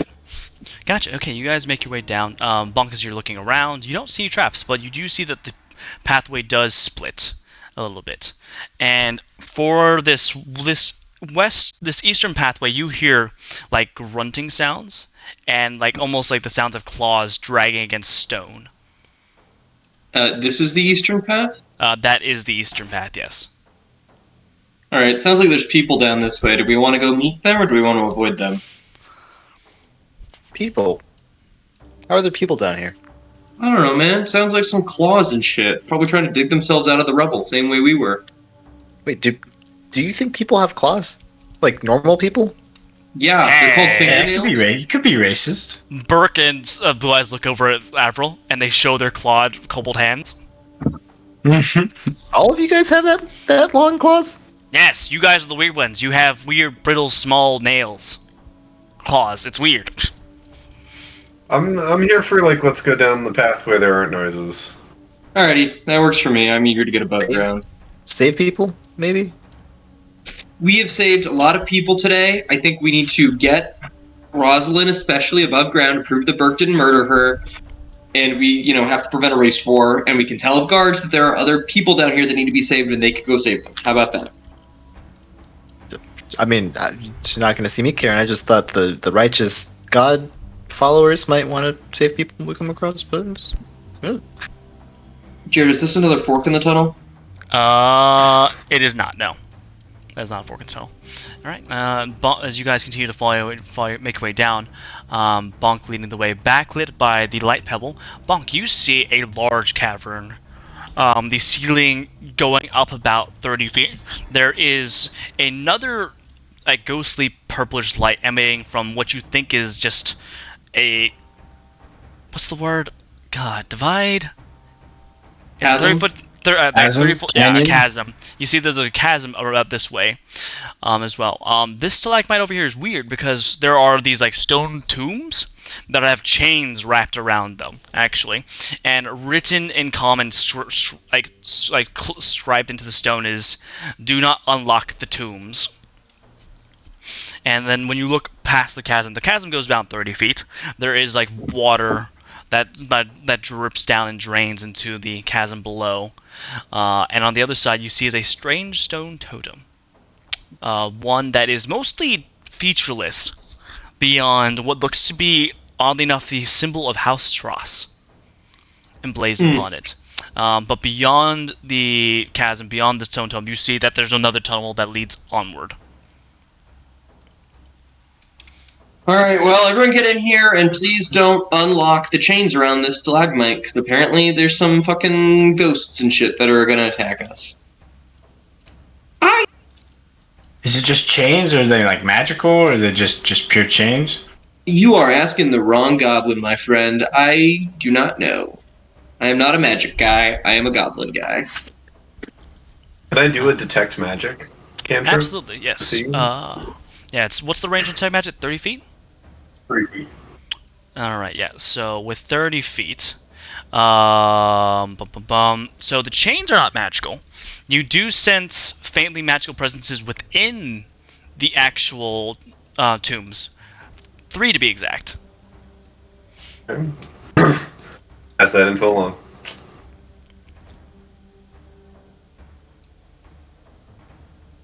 Well, yeah, I'm on team. Let's not disturb it. Let's just get to the other side and see what's there. Because I don't want to wake up and release magical things that are held back by chains. Yeah, looking at this chasm, however, while it does slope down, you guys aren't able to easily vault across because it's mostly like 20 feet and beyond to try to vault across. That works for me. Sorry, I'm gonna go on mute while I sleep. I was gonna say, can we do like a... I'm like, sus. Is there gonna be like some trap we step on that opens the cage? Should we do a perception check for anything? I mean, I don't... How can we get across this chasm? Maybe we just go back up and around and go see what... I guess if there goes across the chasm, it doesn't matter. Let's see. Like leaning down, looking over. Anyone that's trained in athletics, at least, can make their way down. Anyone that's not is probably going to have difficulty just because there are plenty of handholds down there, and it's not like a sheer drop. It goes, it slopes down 25 feet, 15 feet, then to the bottom of 30. But it's still very slippery in some portions. So, let me just measure some distance here. So that totem's 25 feet away, so I can't hit it with my grapple, can I? You can try. No, like, because the range... See, because technically the range, you can go beyond that. You just would take -2 for every 10 feet beyond that. Nice. I don't really have a good victory strategy of how to take advantage of hitting that thing with a grapnel other than trying to like Tarzan it across and then shimmying up, but that won't work for everyone. This little thing down here, this isn't a path we can take across the chasm, correct? No, you see that the water drip is flowing into somewhere else, but there's no, you don't see a gap large enough for a goblin or larger to get through. Makes sense. Yes. Let's see. Declan, as you move up to join your compatriots at the edge of the chasm, your detect magic spell detects magic from the stone totem. Okay. I'll let these guys know that too. That stone totem is magic. The totem itself is magic? Or there's magic inside? The totem itself is magical. Okay. So I shouldn't hit it with my grapnel and try to fix that as a sticking point across the chasm, is what I'm hearing. Probably not. What if it like wakes up a stone golem type thing? Maybe it's a friendly golem. Alright, well, unless anyone has a better idea, I think we need to drop down into this chasm and cross it here, right? I don't think that I will be able to navigate that too successfully. No, we can do something else. Is there a stalagmite above the wall, like up here somewhere? There is, yes. Can you lasso that maybe? We'll just swing across. Very happy to try, although I can't guarantee it'll be well fixed. That's Can I give that a go? Oh wait. What if we don't go to the other side with the stone totem before we know if it's like mobile or evil or whatever? Like, can somebody throw a rock at it and hit it and see if it like moves and wakes up? Jared, I'm gonna try and hit it with my grapnel. Oh, yeah, absolutely. Go ahead and roll for attack. It's made a -2. But you're just trying to meet or beat it at 13.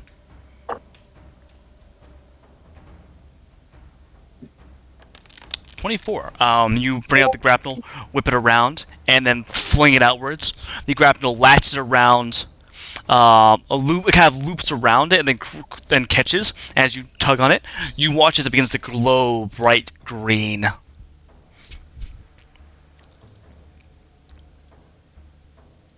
Hey, buddy. Can you help us cross this chasm? Does someone know Elvish here? I just figure if it belongs to House Strauss, maybe it only takes Elvish commands. You guys watch as a figure manifests out of the light, a ghostly knight in full plate armor, sword drawn, and just looks at you guys and just lets out a growl which emanates into a moan. And that's that. I'd like everyone to roll for initiative.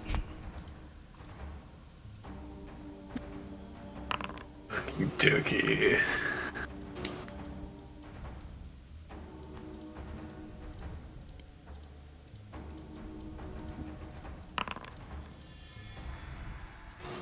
Oh! Oh! God damn. Nat 20 on initiative. Really? Oh, damn. Okay. I rolled it in the thing, too. What the fuck? All right. God damn. No calling that one into question. What a waste. But Jaromir. Perfect. All right. Combat's gonna start with Declan. Declan, you see a ghost manifest on the other side. This ghost is clearly deranged, judging by the fact it's just howling at you guys and it doesn't seem to be actually trying to speak to you all. What would you like to do? Fuck. I don't know. I'm gonna cast Bless. Beautiful. Nice.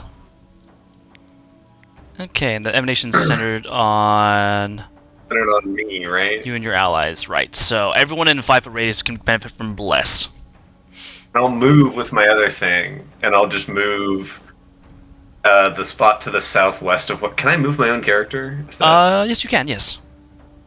How? Left click and drag. That's not working. Really? Yeah. That's so weird. Why is that a thing? It's free movement, yeah. Huh. Oh, there we go. Oh, it moved that time. Nice. All right.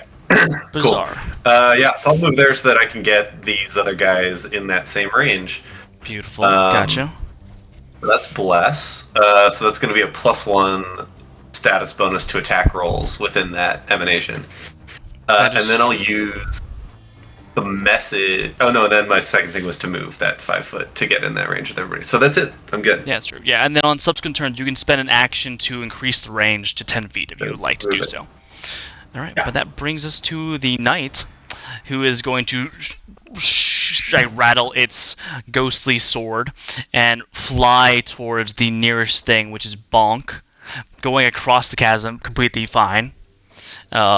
And is going to go and slash at Bonk once with his phantom sword. That is going to be that's a natural 20. Oh no. That's going to hit me. Bonk, you take 18 points of force damage as the sword slams into your side, sending ripples into you, and they're immediately going to follow up with let's see. They're going to attempt to demoralize you, just howling and screaming in your face as they attempt an intimidation check. What is your will? What's your will save? +6. 6, 19. They just howl in your face, and you feel that kernel fear enter you as you are now frightened 1, which is a -1 to all your DCs and checks. And that is going to be the end of the Phantom Knight. Bring us to Blue Eyes, who is still attached by an actual rope to Admiral and just shouts, "How do we fight a ghost? Does anyone know?" Anybody? Can I run a Arcana check on the ghost? Is that Yes. magical? On your turn, you can. Yes. Right, okay. All right. But anyway, the blue eyes is gonna pull a flask of alchemist fire and throw it at the ghost. Which is not going to hit 15. It flies wide, missing completely and shattering on the near opposite wall. He's going to take out another flask and prepare himself for his next attack, since that was all 3 actions. Bring us to Admiral. Admiral. Yeah. Ghost. Yes. Yes, there's a ghost right here. Yeah. Can I see or tell if it's got some connection to the totem? You can definitely make a Arcana check, which is going to be 1 action. Hey, Kano. 23, it absolutely does. The stone totem is the thing that's anchoring it to this plane of existence, so breaking the totem would make the spirit leave and pass on. Easy peasy. All right, then the second action, which is 2 actions, this is going to be to cast projectile, whatever that spell is. Oh, telekinetic projectile. We're gonna fling. Do I have anything big on me?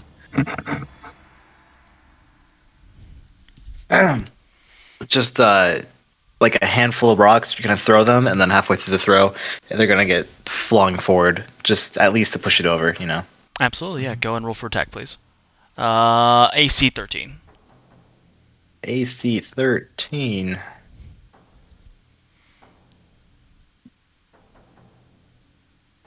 I clicked cast and nothing happened. You have to go to chat and press attack now. Oh, I have to scroll down. Whoops. Yeah. Hero point? You can absolutely do that, yes. There you go. That is a critical success, so go and roll critical damage, please. There's only a damage button. What's critical about it? Oh, just do damage and we just multiply by 2 then. Hey.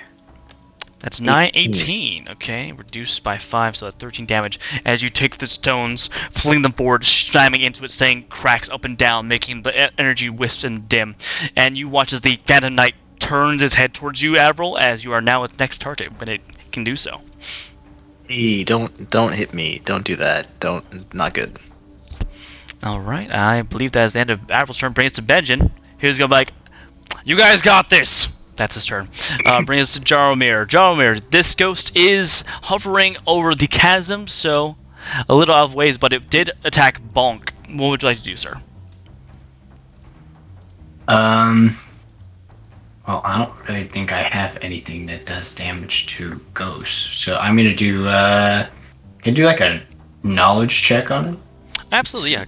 So that would also... Wait, don't check. For ghosts, that is a... Ghost, undead. That... Wow, really? That's a religion check? Oh. Okay. Okay. I mean, I'll still try. Yeah, why not? It's an unnatural one. You know nothing about ghosts.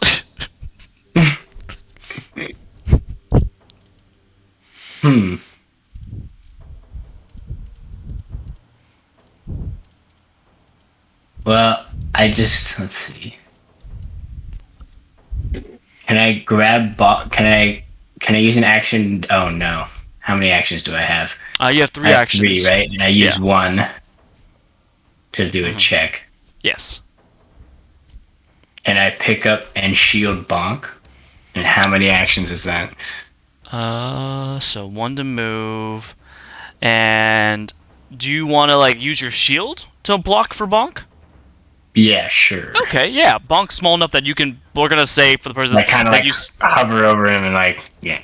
Absolutely, got you. So you rush forward, kind of wrapping one arm around Bonk and then raising your shield with the other. Gotcha. So your shield is currently raised, allowing you to shield block should the time come along. And your armor class is also higher, so yay, we like that. Beautiful. That is Jerome's turn. Bring us to Burke, who's going to be like, you guys got this. Bring us to Rosin, who's woken up at this point. He says, you know what? This day couldn't get any worse. I don't think it could.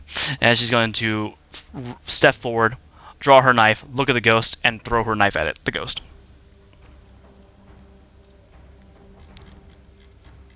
That is not a strike.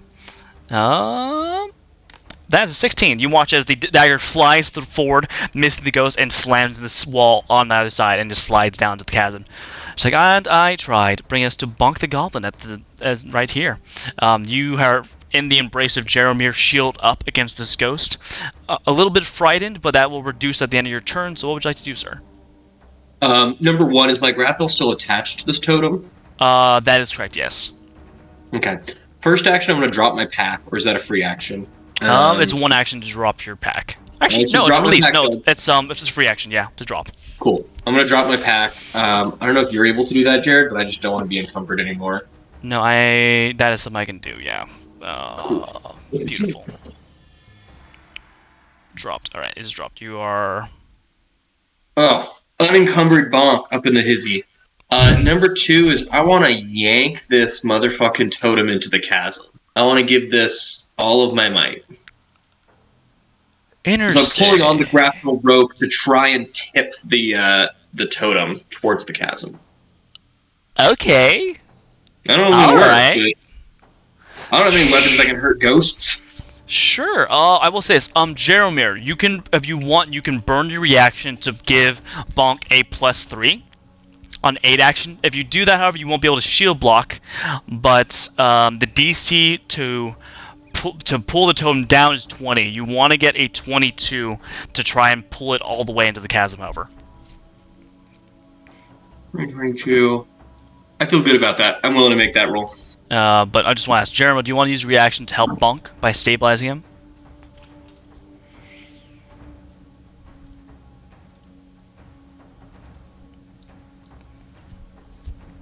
It's thinking real long, real hard.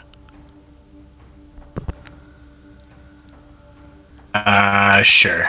All right, gotcha. Okay, so Bonk, you're making an athletics check with that +3. I'm still lost on the name. I was like, oh, that's me. Yeah. Sorry, Jeremy, Kyle. Fine. I'll just call you. I'll just say Slutsky from now on. Yeah, there we go. I know that's me. Does bless affect this check at all?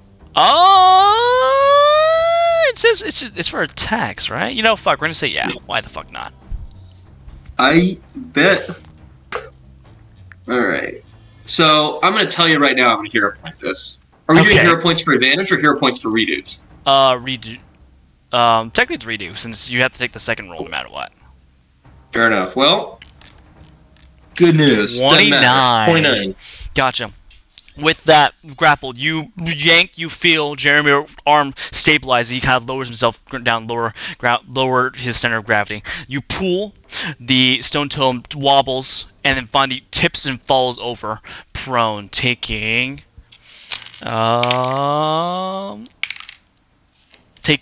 points of bludgeoning damage. For you continue to drag it forward into the water. It tips and slides down to smash into the floor, going for another 25 feet. And you guys watch as the totem shatters. And with that, the ghost goes and vanishes. Damn. Thank you for the shielding. That was very kind of you. Oh yeah, you seem okay. Alright, I've had enough of this fucking dungeon. How do we get across this thing? Also, it is 9:10, so we are 10 minutes past. Do we want to end here? Do we want to go until we can get out? Sorry, wait, buddy. Do you want to end here? It depends how long we have to go till we're out. Gotcha. Do you guys want to end here, or do you want to spend another 10 minutes, and then we go from there? We end no matter what happens. I think we're about to debate for 10 minutes what we're gonna do next. So I think I'm pro calling it. I was gonna say we're averaging about an hour per room at this rate. I think we might need to just take a pause on this one. That's all right. Yeah. That is fair. Gotcha. All right, beautiful. Okay, and then since technically Kyle and Jimmy's characters are lower level, we're not going to worry about XP, just because once we get out of here, Declan and Slutsky will go to level 3 after that. But great for session. liked it. The next week we are doing the 15th, which I think I saw mostly everyone can do, which is good. I might have to. Let me figure out. I might have to be going to a Christmas party. I will double check and update my thing accordingly. Understood. Gotcha. The next other question is that for the 22nd, do we want to play that evening or not? I might not. I'm probably not around. I think I will likely have difficulty doing that, but I could potentially make it work if I needed to. Fair enough. Yeah, I'll check in. I'll check in next session. We'll see from there. But otherwise, great start. No one died. We like that. No one died. Is like that no one is died. that a real issue? Yeah. Well, a couple characters did die, but Yeah. No one here died. That's what matters. That is what matters. All right, lads. I'm going to say goodnight then. Toodaloo. cheers. Alrighty. All right. GG. Bye-bye.